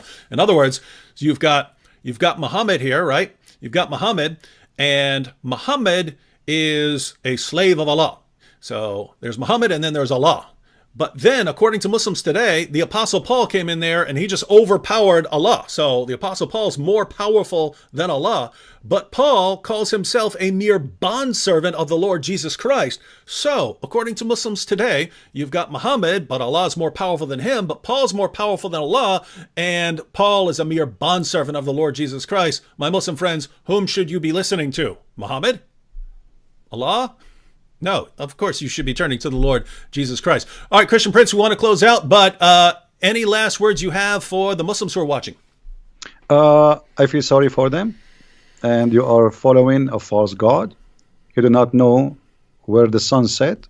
You do not know how the day and the night they work. You do not know how the baby is made. You know nothing. I feel sorry for you. And thank you, David, for having me. I really appreciate you inviting me here. It was a pleasure to speak to you. This is the first time we have a conversation, and I was honored to be in your program, and thank you very much, and God bless you, and God bless your family, and we pray for them. Thank you. And I like what you said there, Christian Prince, that we feel sorry for some of these people. I don't hate Muslims. But we feel bad for you, right? You've been misled all your lives. You've been fed false information all your lives. And so we're here because we're trying to help you. We've dedicated our lives to trying to help you, because you've been manipulated and brainwashed all your life into believing things that are obvious nonsense. And then someone like Christian Prince comes along and he tries to show you, guys, you've been lied to all your life. I want you to know the truth. I want you to spend eternity with the Lord Jesus Christ. And you hate him for it. Why would you hate someone who spends his life trying to help you guys? All right, so thanks to Christian Prince for joining us, and people are already asking in the chat when we will do something like this again. But now we're in contact, so maybe we'll pick some specific topic for next time when we could get together and discuss the topic. Or if a Muslim wants to have a discussion with Christian Prince, again, I'd be happy to moderate. But everyone, again, be sure to hit that like button. and you have the links to Christian Prince's his channel, his Facebook page, and his Patreon. So again, before you leave, go ahead and click that Patreon link and support him for $5, $10 a month or something like that. Some of you have awesome jobs and stuff like this, and you could support him with $100 a month or something like that. But again, as someone who knows how much work goes into really putting out lots of content on Islam and buying the resources and having good equipment, there's a lot of costs associated just with doing stuff on YouTube and Facebook and stuff like that. So if you want to see Christian Prince continue doing his work and doing more in the future, be sure to support him. Other than that, I'll see you all again next time. Be sure to subscribe to our channels if you're not subscribed, and God bless everyone.